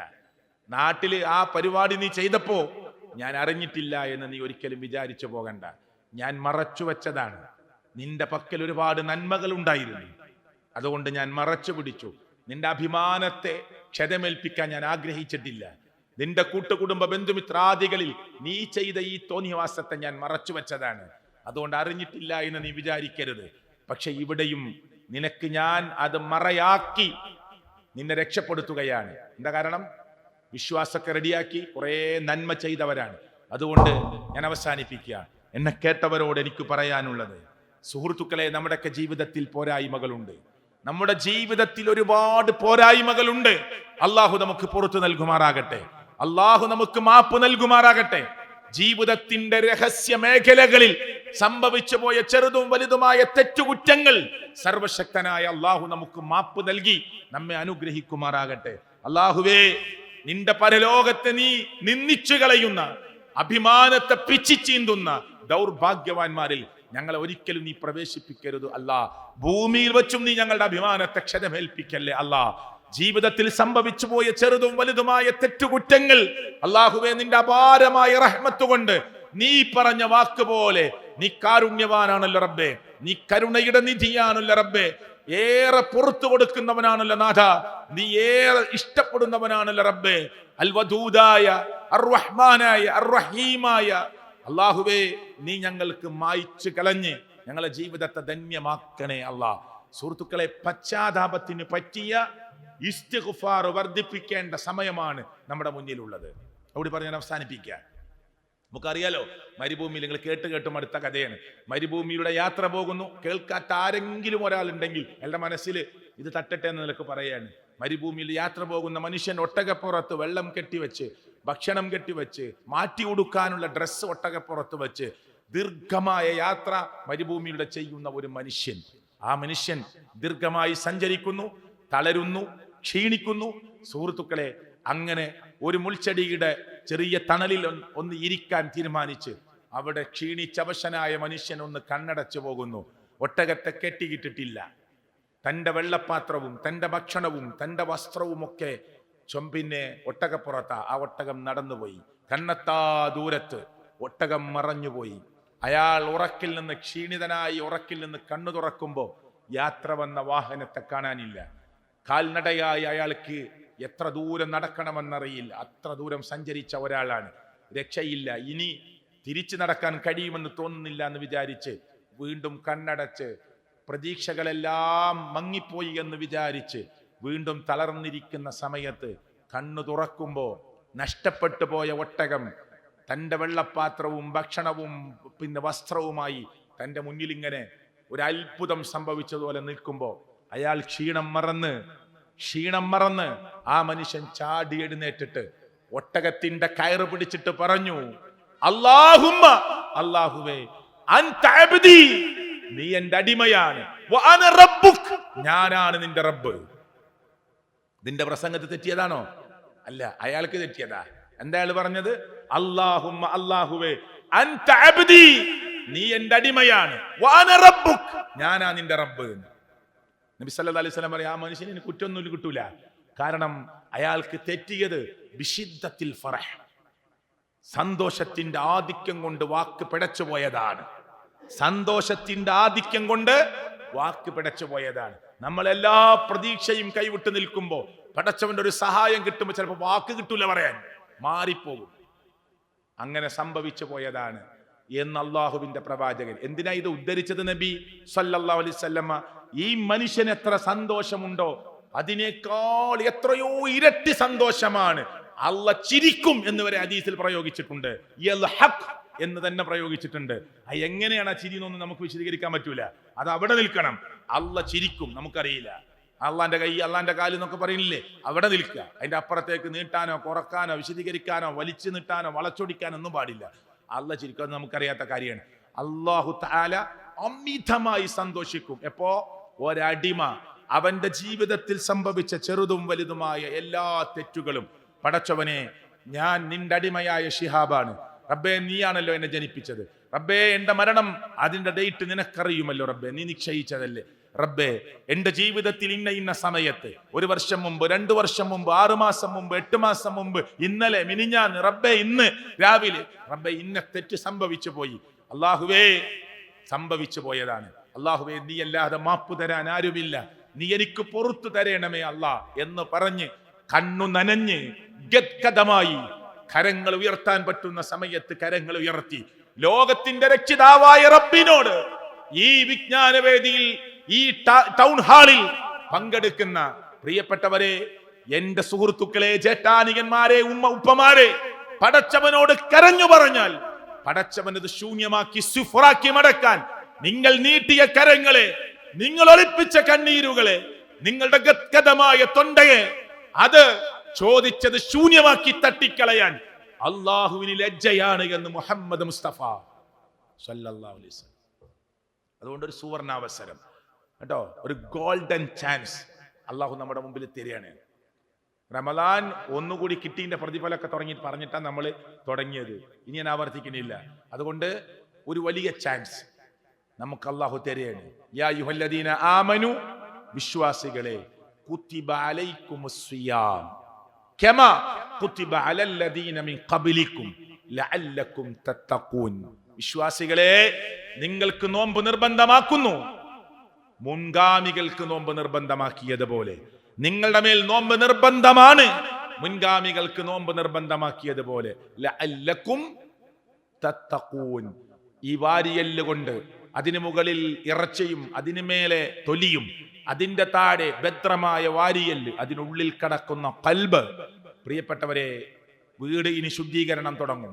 നല്ല മാറാമിലകൾ തട്ടി, ഒരുപക്ഷെ വീടിന്റെ മുറ്റത്തിട്ടിരിക്കുന്ന ഇന്റർലോക്കുകൾ കളർ പോയിട്ടുണ്ടെങ്കിൽ റീപെയിന്റ് ചെയ്തുകൊണ്ട് വീടുകൾ നന്നായി മനോഹരമാക്കി, അല്ലെ, ചെറിയ അറ്റകുറ്റപ്പണികളൊക്കെ ഉണ്ടെങ്കിൽ അതൊക്കെ റെഡിയാക്കി എടുത്ത് വീടിൽ നല്ല ശുദ്ധീകരണ പ്രവർത്തനം നടത്തും.